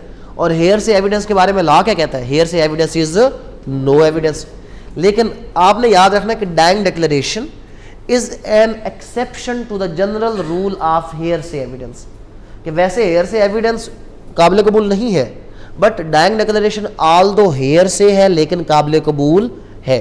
आगे आ जाए जनाब एक्सपर्ट ओपिनियन की तरफ। 3 बातें याद रख लें, पॉइंट ऑफ आर्ट्स, साइंस और फॉरेन लॉ। एक्सपर्ट ओपिनियन किन चीजों पर आपकी रेलेवेंट है, किन चीजों के लिए काबिल कबूल है? एक्सपर्ट ओपिनियन काबिल कबूल है आर्ट, साइंस और फॉरेन लॉ के ऊपर। ये नहीं कि जनाब हर चीज पे हम एक्सपर्ट ओपिनियन किसके ऊपर आ गई है जी, आकर आप देखें कि ये बंदा जो है ये ईमानदार लगता है कि नहीं लगता, इस पर एक्सपर्ट ओपिनियन नहीं है। आर्टिकल 59 कहता है कि एक्सपर्ट ओपिनियन रेलेवेंट है if it is related to any point of art, science या फॉरेन लॉ, और उस फील्ड का एक्सपर्ट या स्किल्ड पर्सन अगर आकर बयान दे। हर शख्स एक्सपर्ट ओपिनियन नहीं देगा। एक्सपर्ट ओपिनियन कौन देगा? एक्सपर्ट ओपिनियन भी सिर्फ वही देगा जो कौन है, जो स्किल्ड पर्सन है। तो एक्सपर्ट कौन होगा? जो पर्टिकुलर फील्ड में स्किल्ड है, वो क्या कहलाएगा? वो एक्सपर्ट कहलाएगा। तो अगर कोई शख्स पर्टिकुलर फील्ड में स्किल्ड है, वो एक्सपर्ट ओपिनियन देता है। और एक्सपर्ट ओपिनियन किसके हवाले से है? Any point of art, science और फॉरेन लॉ, तो वो रेलेवेंट है। और एक्सपर्ट ओपिनियन भी क्या है? डाइंग डिक्लेरेशन भी इसकी एक्सेप्शन है, और एक्सपर्ट ओपिनियन भी क्या है इसकी? ये कैसे एक्सेप्शन है? अब एक्सपर्ट ने लिखते तो नहीं देखा, लेकिन वो कहता है जी ये लिखाई फलां शख्स की है। अबे क्यों? क्योंकि वो एक्सपर्ट है हैंड राइटिंग का, उसने खुद देखा नहीं है हेयर से ही है। डॉक्टर बयान देता है कि जनाब इसको जो गोली लगी है, बुलेट लगी है, वो बंदे ने 2nd फ्लोर से मारी है इसको। अब डॉक्टर ने कहाँ से देख लिया? इनफैक्ट उसने तो अपना जो उसका एग्जामिनेशन किया तो उसमें एंगल से देखकर बताया कि ये जो गोली है ये अपवर्ड से डाउनवर्ड की तरफ लगी है। तो अब ये क्या है? उसने देखा नहीं है, लेकिन फिर भी काबिल कबूल है। वजह क्या है कि डाइंग डिक्लेरेशन, एक्सपर्ट ओपिनियन, ये क्या है? हेयर से एविडेंस के जनरल रूल की एक्सेप्शन है। इन केसेस में हेयर से एविडेंस एडमिसिबल है, जनरली एडमिसिबल नहीं होता। अब ये 2 चीज़ें होगी, एक हो गया डाइंग डिक्लेरेशन और एक हो गया एक्सपर्ट ओपिनियन। अब बात करते हैं हम कैरेक्टर की, कि किसी शख्स का किरदार रेलेवेंट है, क्योंकि अगर रेलेवेंट है तो गवाही होगी, अगर रेलेवेंट नहीं है तो गवाही नहीं होगी। सबसे पहले तो आपको यह पता होना चाहिए कि QS तो सिर्फ सिविल में है या क्रिमिनल में है? सिविल में भी है और किस में है? क्रिमिनल में भी है। और करैक्टर क्या होता है? या तो करैक्टर होगा गुड और या करैक्टर क्या होगा? बैड। 4 चीजें देखनी है कि सिविल केस में कौन सा करैक्टर रेलेवेंट है, क्रिमिनल केस में कौन सा करैक्टर रेलेवेंट है। गुड रेलेवेंट है या जो रेलेवेंट होगा उसके मुताल्लिक गवाही होगी, और अगर जो चीज़ रेलेवेंट नहीं है उसके मुताल्लिक गवाही। सिंपल जब हम सिविल केसेस में आते हैं तो करैक्टर जो है वो अक्यूज का, इम्प्यून्ड का, वो क्या है? इररेलेवेंट है, चाहे वो अच्छा है चाहे वो बुरा। तो इसका मतलब है कि सिविल केस में करैक्टर के मुताल्लिक गवाही दी ही नहीं जा सकती। और इसको याद रखने के लिए आपने एक पॉइंट जहन में रख लेना, और वो क्या है? मैंने कहा है कि करैक्टर या क्या होगा? गुड, या करैक्टर क्या होगा? बैड। या करैक्टर आएगा सिविल केसेस में, या करैक्टर आएगा इन क्वेश्चन क्रिमिनल केसेस में। Previous good character is relevant in criminal case, बाकी जो भी करैक्टर पूछे वो इररेलेवेंट है। सिंपल क्या बात याद रखनी है कि जो प्रीवियस गुड याद रखना है, प्रीवियस गुड कहां पे रेलेवेंट है? Criminal case. सिविल केस में गुड भी इररेलेवेंट और बैड भी इररेलेवेंट। तो क्रिमिनल केसेस में जो प्रीवियस गुड है वो रेलेवेंट है और प्रीवियस बैड जनरली इररेलेवेंट है।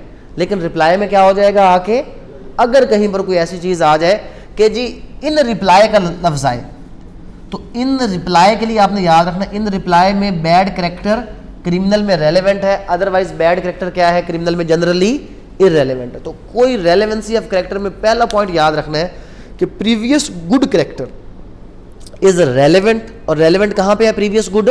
Previous good is relevant in criminal cases. बाकी सारे करैक्टर क्या है? सिविल में तो है ही इररेलेवेंट, चाहे गुड है चाहे बैड है। हाँ, प्रीवियस बैड क्रिमिनल में इररेलेवेंट है, लेकिन आंसर में क्या होगा, रिप्लाई में क्या हो जाएगा, रेलेवेंट। जनरली उसमें क्या रहेगा, वो इररेलेवेंट रहेगा। तो ये हमारा यहाँ पे ख़त्म क्या हो गया, यहाँ पर ख़त्म हो गया रेलेवेंसी। अब 3 चीज़ें पढ़ ली हमने। पहली चीज़ क्या पढ़ी, गवाही कौन देगा, आर्टिकल 3 के अंदर पढ़ लिया। कितने गवाह होंगे, आर्टिकल 17 में पढ़ लिया। रेलेवेंसी के बारे में जब हमने पढ़ा कि गवाही किस चीज़ के मुतल्लिक होगी, रेलेवेंट फैक्ट या फैक्ट इन इशू। फिर हम रेलेवेंट फैक्ट को पढ़ने चले गए। हमने कहा कि जनाब करैक्टर इस सूरत में रेलेवेंट और इस सूरत में इररेलेवेंट। एक्सपर्ट ओपिनियन रेलेवेंट है अगर इस सूरत में होगी। डैंग डिक्लेरेशन रेलेवेंट है अगर यहाँ पर होगा। एडमिशन, कन्फेशन इन सूरतों में रेलेवेंट, अदरवाइज क्या है, वो इररेलेवेंट। अब अगले स्टेप पे चलते हैं कि गवाही जो हमने देनी है क्या वो ओरल होगी या वो क्या होगी, रिटर्न होगी। किस चीज़ के मुतल्लिक, वो भी पढ़ लिया। अब जिस चीज़ के मुतल्लिक हम गवाही दे रहे हैं उस चीज़ के मुतल्लिक हमारी गवाही क्या होगी, या रिटर्न होगी या ओरल होगी। ओरल कब होगी और रिटर्न कब होगी, अब ये पॉइंट हमने पढ़ना है। अब उसकी तरफ चलते हैं, आर्टिकल 70 एंड ऑनवर्ड।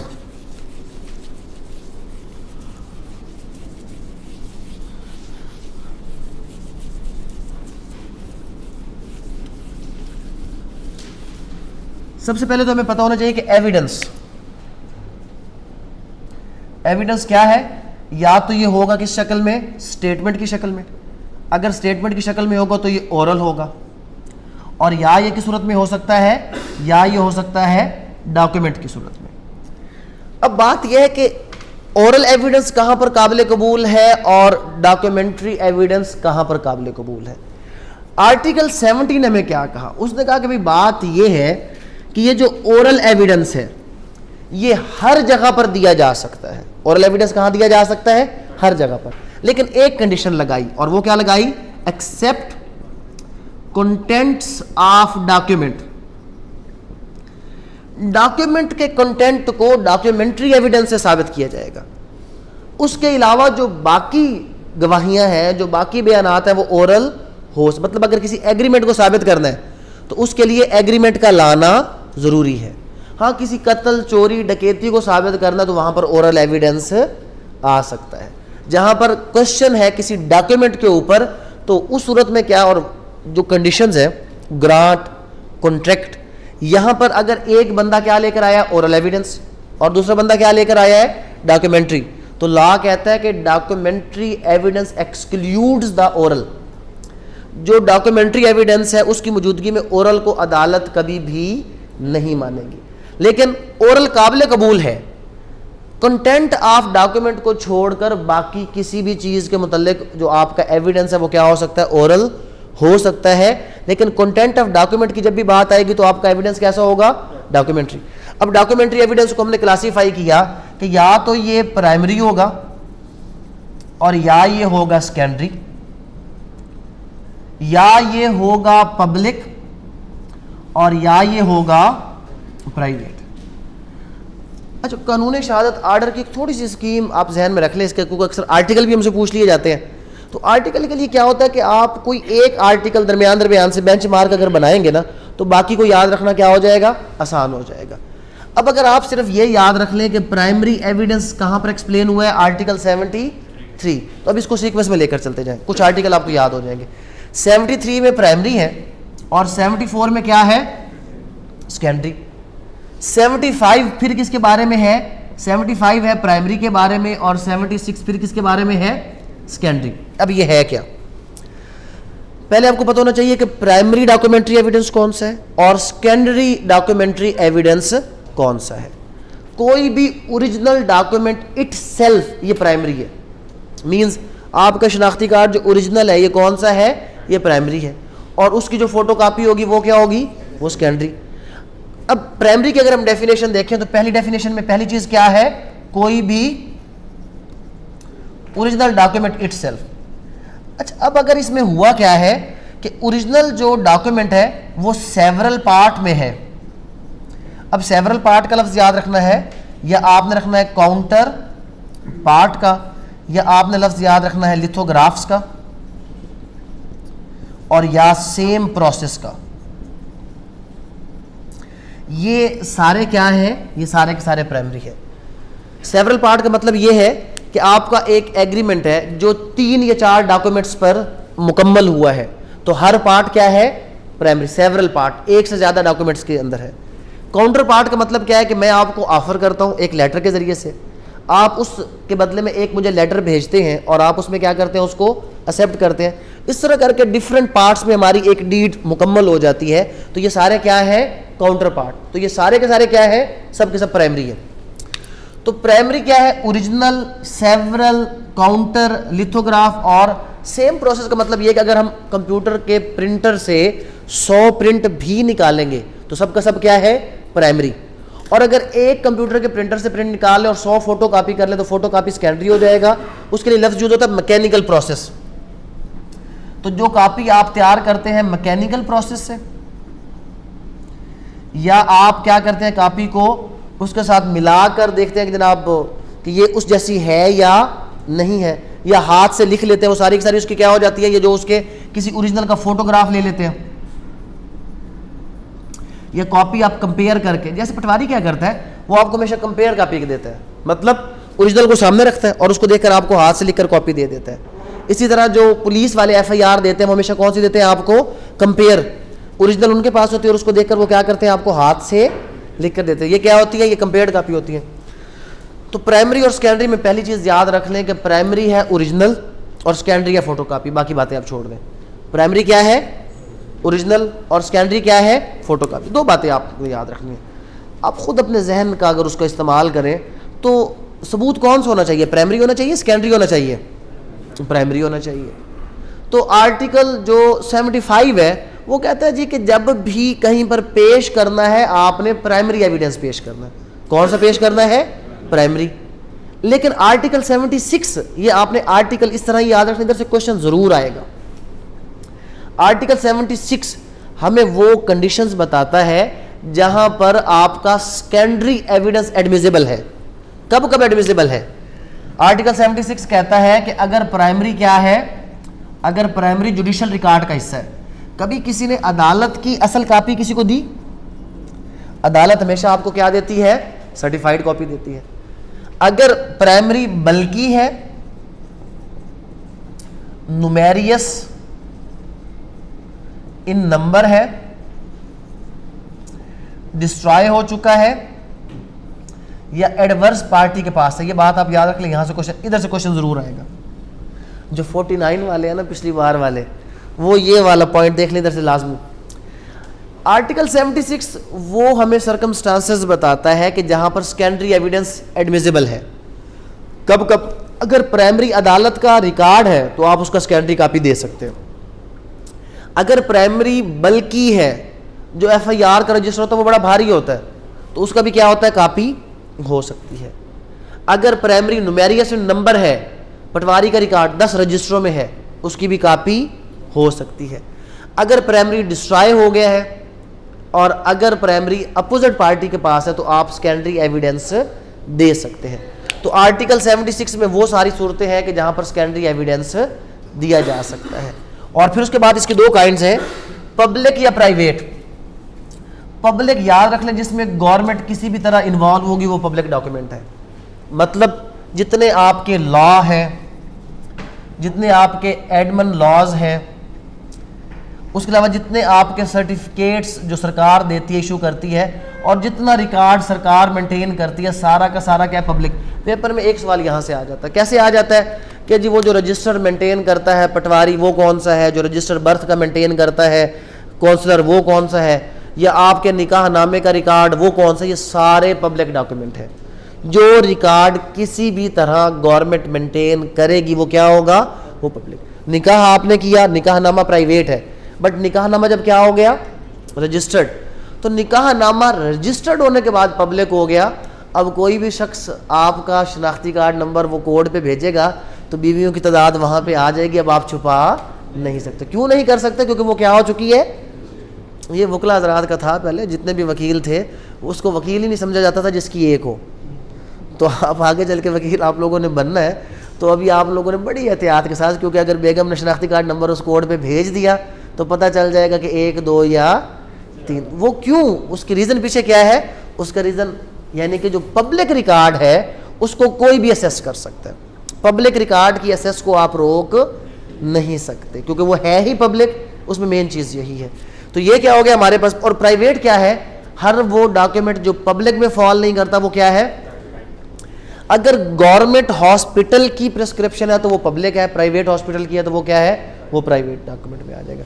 तो ये हमारे डॉक्यूमेंट्स की काइंड होगी, प्राइमरी, सेकेंडरी, पब्लिक और प्राइवेट। फिर इसके बाद अगला आर्टिकल जो है वो कुछ प्रिजम्पशंस हैं जो अटैच्ड हैं डॉक्यूमेंट्स के साथ। सिर्फ 1 से 2 आपने जहन में रख लेनी है। कौन कौन सी प्रिजम्पशन, प्रिजम्पशन का मतलब क्या होता है, a fact which is not proved but thought to be proved. एक ऐसी चीज जो साबित नहीं हुई बट फर्ज कर लिया जाता है कि ऐसा है। तो डॉक्यूमेंट के हवाले से कुछ मफरूजे हैं कि जी जो 30 साल पुराना डॉक्यूमेंट है वो दुरुस्त है, हो सकता है वो गलत हो लेकिन वो क्या है, दुरुस्त। एक रजिस्टर्ड डॉक्यूमेंट है वो दुरुस्त है, हो सकता है गलत रजिस्टर हो लेकिन प्रिजम्पशन है कि ये क्या है, दुरुस्त है। इसी तरह जो मैप्स, प्लान्स जो गवर्नमेंट जारी करती है वो क्या है, वो दुरुस्त है। तो इनके बारे में प्रिजम्पशन है कि ये डॉक्यूमेंट्स क्या है, ये सारे के सारे डॉक्यूमेंट्स दुरुस्त है। और फिर इसमें है कि exclusion of oral evidence through public जो है वो आपका क्या डॉक्यूमेंट्री और ओरल, कि जब भी आपका किसी पॉइंट के ऊपर डॉक्यूमेंट्री एविडेंस आएगा तो ओरल को क्या करेगा, एक्सक्लूड। लेकिन शर्त यह है कि अगर क्वेश्चन में कॉन्ट्रैक्ट है, ग्रांट है, एग्रीमेंट है, या कोई ऐसी चीज़ है जो आपने किसी एग्रीमेंट पेपर पर लिखी, अगर अदालत में वो चीज़ साबित करने के लिए आप लाए हैं और एक बंदा उसके हवाले से क्या लाया है, डॉक्यूमेंट्री एविडेंस, और एक बंदा क्या लाया है, ओरल, तो डॉक्यूमेंट्री क्या करेगा, ओरल को भगा देगा। तो कॉन्ट्रैक्ट को साबित करने के लिए डॉक्यूमेंट्री एविडेंस से ही साबित किया जा सकता है, उसको ओरल से साबित नहीं किया जा सकता। अब आगे चलते हैं, एक कंसेप्ट एस्टॉपल का है, एस्टॉपल के साथ साथ देखते हैं बर्डन ऑफ प्रूफ। जनाब फर्दर इसके कुछ और कंसेप्ट रह गए।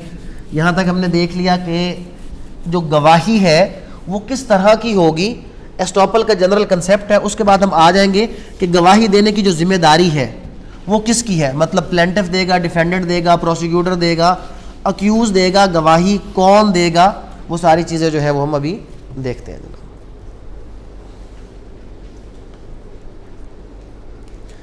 टाइम मैं आधे घंटे में खत्म।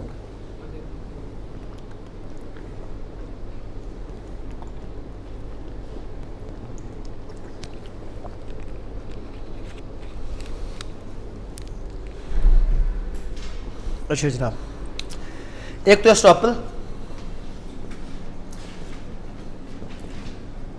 आर्टिकल 114 से लेकर 116 तक। इससे पहले भी एक चीज़ थोड़ी सी ध्यान में रख लें, एक चैप्टर है जो है facts which need not to be proved. हमने कहा कि गवाही किसके मुतल्लिक होगी, या रेलेवेंट फैक्ट के मुतल्लिक होगी, या फैक्ट इन इशू के मुतल्लिक होगी, लेकिन यहाँ पर एक चीज़ है कि कौन से ऐसे फैक्ट्स हैं जिनको साबित करने की ज़रूरत नहीं है। Facts which need not to be proved. जब facts which need not to be proved में हम आए तो हमारे पास आ गए एडमिटेड फैक्ट्स। जो एडमिटेड फैक्ट्स हैं, ये आपसे पूछा जा सकता है कि कौन से फैक्ट्स हैं जिनको साबित करने की ज़रूरत नहीं है। Admitted facts need not to be proved. Admitted fact को साबित करने की ज़रूरत नहीं है। क्यों साबित करने की ज़रूरत नहीं है? क्योंकि इसमें अदालत का टाइम ज़ाया होगा ना। एक चीज़ ऐसी है कि जो ऑलरेडी क्या हो चुकी है, साबित हो चुकी है, एडमिट हो चुकी है, उसको मज़ीद साबित करके टाइम ज़ाया करने की ज़रूरत नहीं है। सेकेंड है जुडिशली नोटिसेबल फैक्ट्स। जो जुडिशली नोटिसेबल फैक्ट्स हैं, ये जुडिशली नोटिसेबल फैक्ट्स कौन से होते हैं कि जिनके बारे में साबित करना या जिनके बारे में इल्म होना अदालत की जिम्मेदारी है। अब पाकिस्तान का कोई कानून चेंज हो गया या नहीं हो गया, पाकिस्तान में कौन से कवानीन हैं, दिन कब होता है, रात कब होता है, छुट्टी कब है, कब नहीं है, इन तमाम चीज़ों के बारे में किसको पता होना चाहिए? जुडिशरी को पता होना चाहिए। इनको साबित करने के लिए पार्टी पर बर्डन ऑफ प्रूफ नहीं डाला जा सकता। आपने ये बात याद रखनी है कि facts which need not to be proved, admitted facts, और सेकंड कौन से हैं? Judicially noticeable facts need not to be proved. और एस्टॉपल क्या है? एस्टॉपल का मतलब ये है कि सिविल में अगर कोई शख्स एक स्टेटमेंट दे दे और आपके बयान पर यकीन करते हुए कोई शख्स एक्ट अपॉन करे तो अब वो बंदा अपनी बात से मुकर नहीं सकता। ये एस्टॉपल का कंसेप्ट है। फॉर एग्जांपल मैं कहता हूँ कि ये जो सामने वाली बिल्डिंग है ये मैंने ख़रीद ली है, आप में से किसी ने ख़रीदनी है, तो एक बंदा कहता है जी बिल्कुल मैं ख़रीदने के लिए क्या हूँ, तैयार हूँ, जबकि वो बिल्डिंग अभी मैंने ख़रीदी नहीं है। मेरा 10 करोड़ रुपए में किसी के साथ उसका एग्रीमेंट हो जाता है आज की तारीख में, और वो बिल्डिंग मैं ख़रीदता हूँ महीने बाद। जब महीने बाद मैं ख़रीद लेता हूँ तो 12 करोड़ में मुझे कोई और ग्राहक मिल जाता है। जब मैं उसको 12 करोड़ में बेचने लगता हूँ तो पहले नंबर पे वो बंदा कहता है जी आपके साथ मेरा एग्रीमेंट हुआ था, स्टॉप, अभी आप मुकर नहीं सकते, आप मुझ पर बेचे। तो मैं उसको सबसे पहली बात क्या कहूँगा कि जब तुम्हारे साथ एग्रीमेंट हुआ था तब तो मैं उसका मालिक ही नहीं था, मैंने तो ख़रीदी नहीं थी, मैं तुम्हें कैसे बेच सकता हूँ। तो अदालत कहती है कि अगर आप कोई स्टेटमेंट दें, लॉ कहता है अगर आपने कोई स्टेटमेंट दी, किसी शख्स ने उसके ऊपर एक्ट अपॉन कर लिया, अब आप उससे वापस नहीं मुकर सकते। तो ये जितने हमारे एग्रीमेंट्स वगैरह होते हैं, अगर उसके बाद कोई बंदा मुकरने लगे तो उसके ऊपर स्टॉपर लगाकर हम स्पेसिफिक परफॉर्मेंस करवाते हैं कि अब आपने इसको पूरा करना है, अब आप इससे मुकर नहीं सकते। अब आगे आ जाए जनाब के बर्डन ऑफ प्रूफ की तरफ। अब ये बर्डन ऑफ प्रूफ का मतलब क्या है? बर्डन ऑफ प्रूफ का मतलब ये है कि साबित कौन करेगा। एक तो था ना गवाही देगा कौन, गवाही लाएगा कौन। अब क्या है, गवाही लाएगा कौन। हमारे पास केस क्या है, या तो सिविल है और या क्या है, क्रिमिनल है। पार्टी कौन कौन है, यहां पर कौन है, प्लेंटिफ है, और साथ दूसरी पार्टी कौन है, डिफेंडेंट। यहां पर एक होता है प्रोसिक्यूटर जो मुकदमा करता है, और एक कौन होता है, अक्यूज जिसके खिलाफ मुकदमा हुआ। तो गवाही लाने की या मुकदमे को साबित करने की, इसको कहते हैं उर्दू में क्या कहते हैं, बारे सबूत। बारे सबूत का मतलब क्या है, रिस्पॉन्सिबिलिटी टू प्रूफ। किसी चीज को साबित करने की, किसी भी फैक्ट को साबित करने की जिम्मेदारी किसके ऊपर है, प्लेंटिफ के ऊपर है, डिफेंडेंट के ऊपर है, प्रोसिक्यूटर के ऊपर है, या किसके ऊपर है, अक्यूज के ऊपर।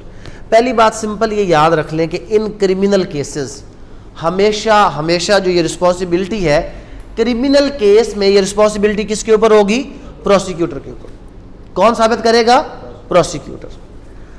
तो क्रिमिनल केस में आपने पहली बात याद रखी कि क्रिमिनल केस में जो बर्डन ऑफ प्रूफ है वो हमेशा किसके ऊपर होगा, प्रोसिक्यूटर।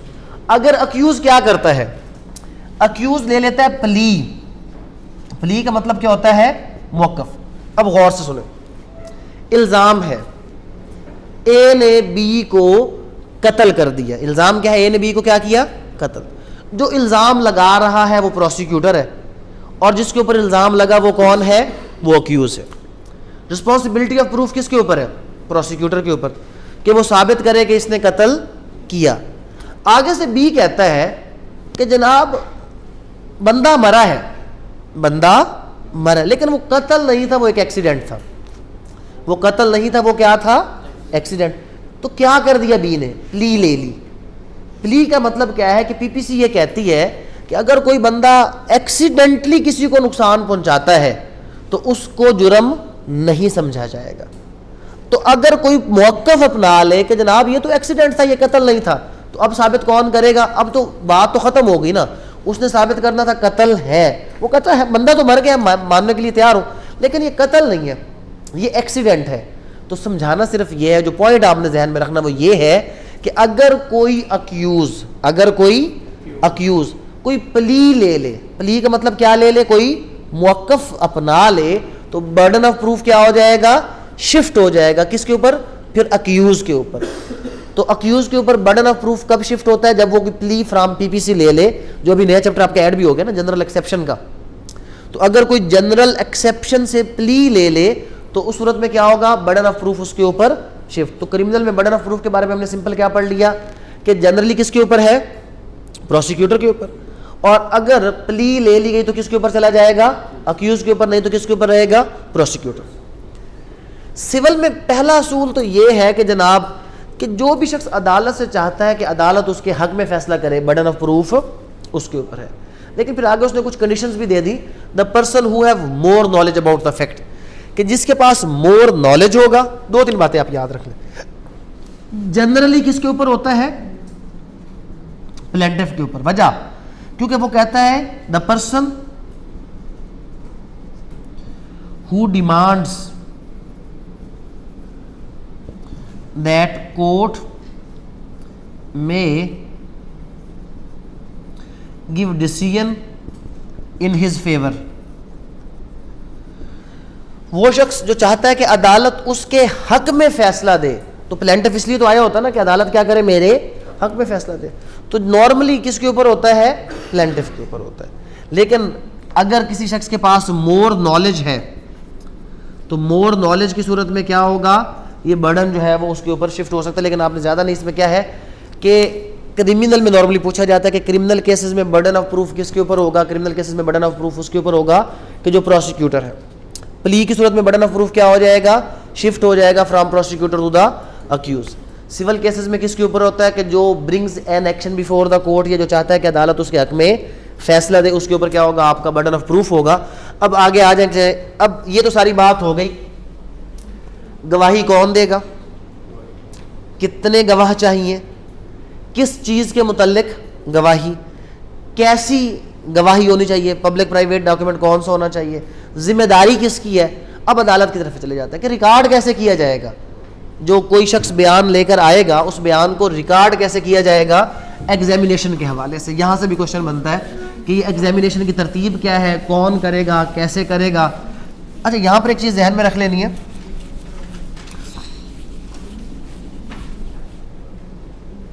एग्जामिनेशन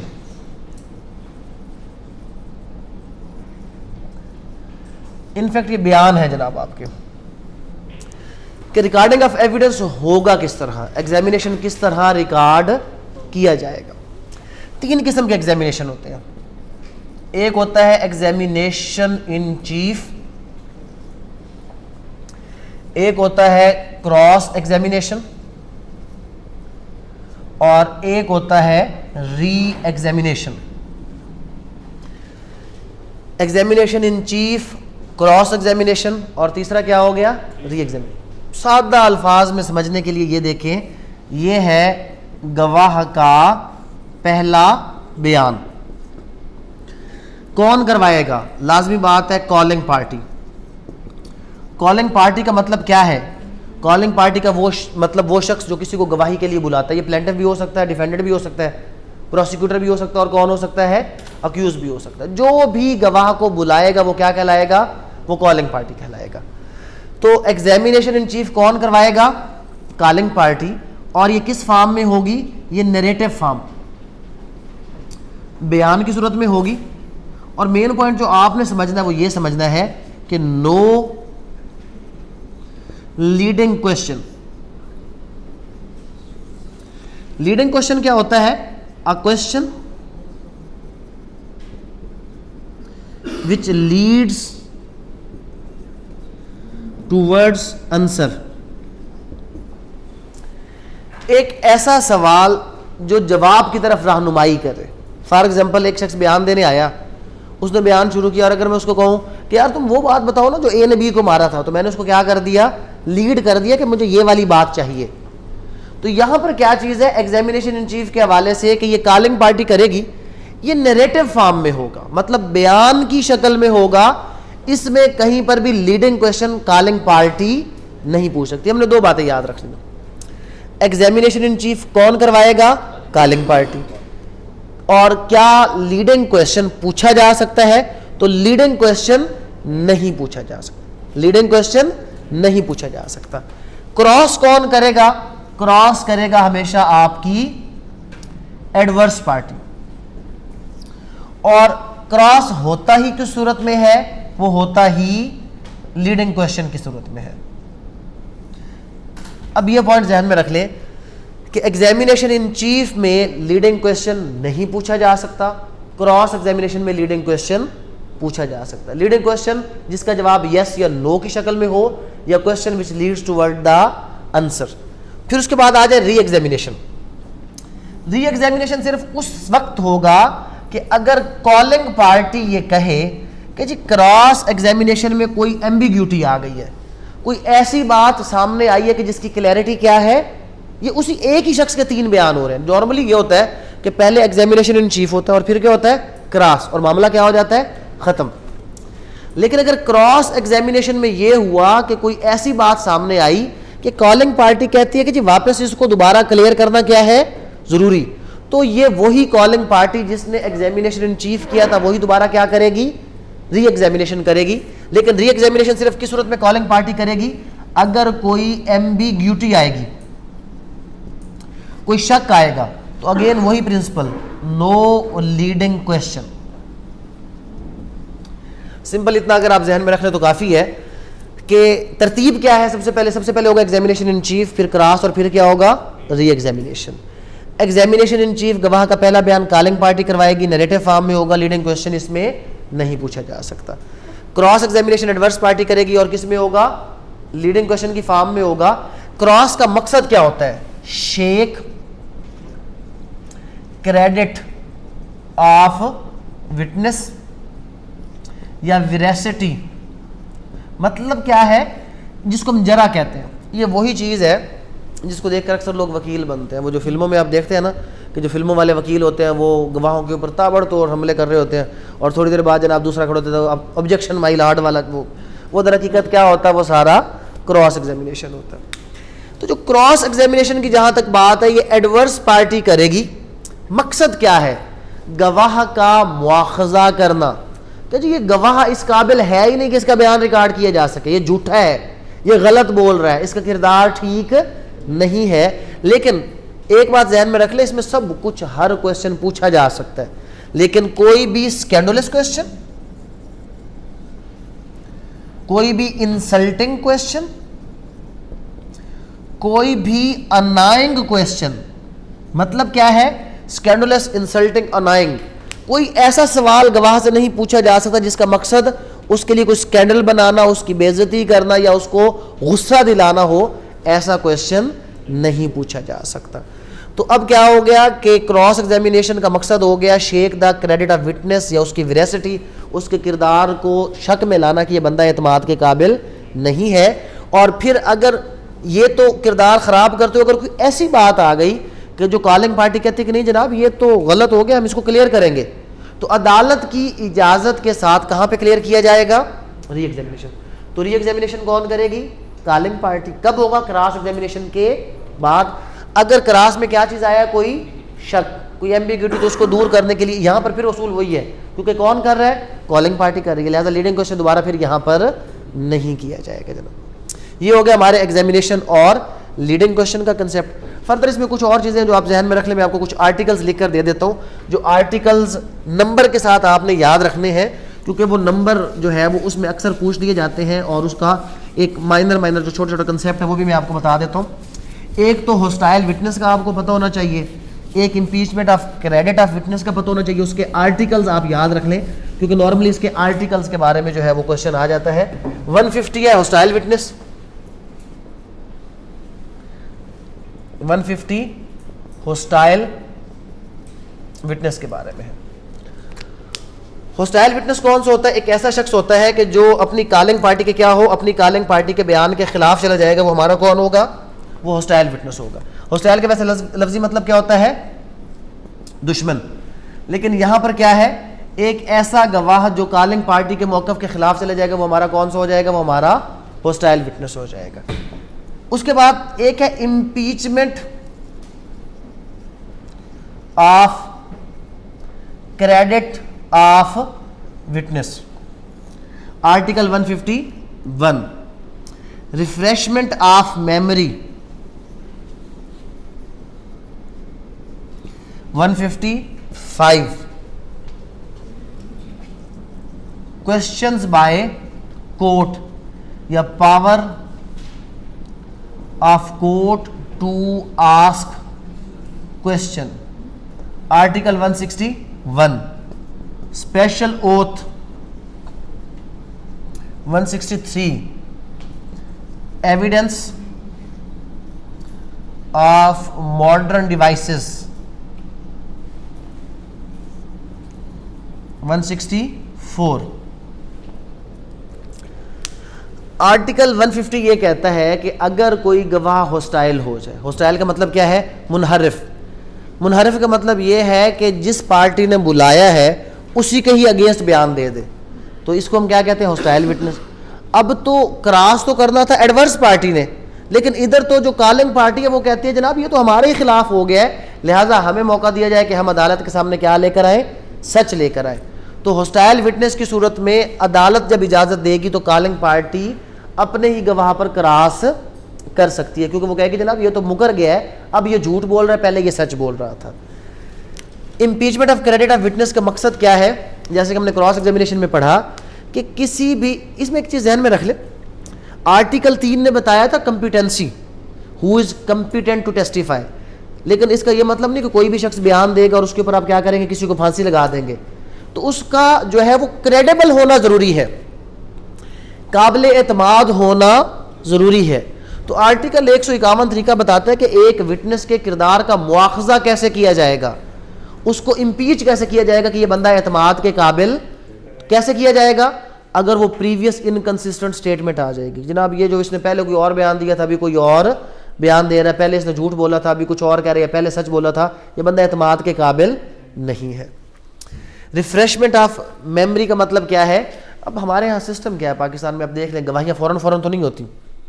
एक शख्स ने जो है वो 1 साल पहले 2 साल पहले को वकूआ देखा और गवाही देने के लिए उसको आज बुलाया गया, तो वो कहता है जी मुझे तो याद ही कोई नहीं है। तो आर्टिकल 155 कहता है कि उस शख्स को मेमोरी रिफ्रेश करने के लिए वो रजिस्टर, वो किताब, वो खाता दिखाया जा सकता है। फॉर एग्जांपल एक सिक्योरिटी गार्ड था, उसने गवाही दी कि जी हाँ 1 जनवरी 2021 को ये बंदा फलां प्लाजे पे आया था। अब उसे कहा जाता है कि जी आपने एंट्री किस तरह की थी, वो आगे से कहता है जी मुझे इतना याद कोई नहीं है, हाँ अगर वो रजिस्टर मुझे दिखा दे तो मैं देख के आपको बता सकता हूँ। तो उसको रजिस्टर दिखाया जा सकता है ताकि इस चीज़ को वो देख कर बता सके। ये आर्टिकल 155 है, रिफ्रेशमेंट ऑफ मेमोरी। 161 ये है, इसमें ध्यान में रख लें कि अदालत किसी भी पार्टी से किसी भी वक्त कोई भी सवाल, any party, any time, any question, under article 161 court क्या कर सकता है, वो क्वेश्चन उससे पूछ सकता है। उसके बाद आ गया 163 स्पेशल ओथ है। ये सिर्फ उस सूरत में है कि अगर कोई शख्स अदालत में आए और आकर कहेगा जी मैं हलफ उठाकर कहता हूं कि जो ये मेरी बात है दावा सच्चा है, अगर अपोजिट पार्टी हलफ उठाए तो मैं इस दावे को छोड़ने के लिए क्या हूं, तैयार। तो इसमें अगर अपोजिट पार्टी आकर हलफ उठा दे तो ये दावा यहीं पे ख़त्म हो जाएगा, आगे नहीं चल सकता। लेकिन अगर अपोजिट पार्टी हलफ ना उठाए तो फिर दावा आगे चलता रहेगा, फिर ख़त्म नहीं होगा। और 164 को आपने याद रखना है कि evidence generated through the modern devices या इलेक्ट्रॉनिकली जनरेटेड एविडेंस, ये मोबाइल, सीसीटीवी, ये सारे के सारा, तो आर्टिकल 164 कहता है कि सब के सब एविडेंस क्या है, एडमिसिबल है, काबिल कबूल है। हर वो एविडेंस जो मॉडर्न डिवाइस के जरिए से जनरेट होगा आर्टिकल 164 में काबिल कबूल होगा। टोटल इसके जो आर्टिकल है वो 166 है। इसने जिस कानून को रिप्लेस किया था आर्टिकल 166 बताता है, इससे पहले हमारा कानून था इंडियन एविडेंस एक्ट 1872।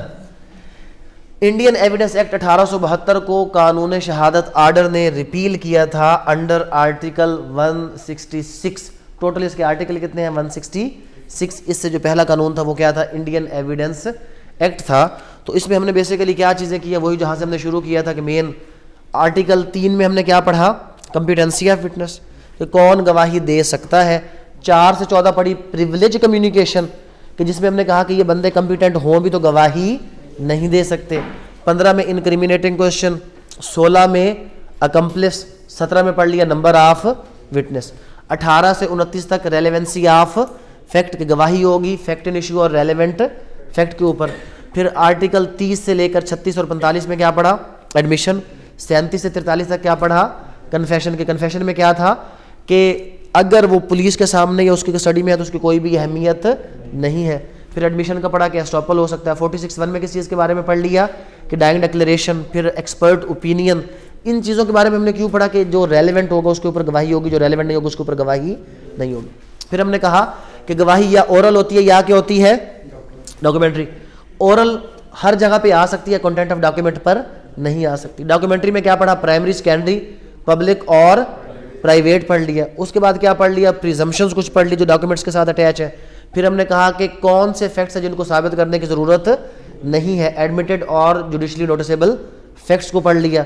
उसके बाद एस्टॉपल का कंसेप्ट पढ़ लिया। फिर आगे जनाब बर्डन ऑफ प्रूफ, क्रिमिनल में प्रोसिक्यूटर के ऊपर और सिविल में जो शख्स चाहेगा कि उसके हक में फैसला हो उसके ऊपर बर्डन ऑफ प्रूफ है। उसके बाद हमने कहा कि एग्जामिनेशन इन चीफ, क्रॉस और re examination, examination in chief कौन करेगा? Calling party. क्रॉस, एडवर्स और री एग्जामिनेशन फिर दोबारा कौन करेगा? Calling party. उसके अलावा स्कैंडुलस, इंसल्टिंग, अनाइंग जो क्वेश्चंस हैं वो इसमें नहीं पूछे जा सकते। किसके दौरान नहीं पूछे जा सकते? क्रॉस एग्जामिनेशन के दौरान नहीं पूछे जा सकते। फिर article 150 hostile witness, 151 impeachment of credit of the witness, 155 refreshment of memory, 161 में अदालत किसी भी गवाह से, किसी भी पार्टी से कोई भी सवाल किसी भी वक्त पूछ सकती है। 163 स्पेशल ओथ था, 164 मॉडर्न डिवाइसेस के हवाले से और 166 इसका जो लास्ट आर्टिकल है, जो रिपीलिंग आर्टिकल है, जिसने इंडियन एविडेंस एक्ट 1872 को क्या किया? रिपील कर दिया।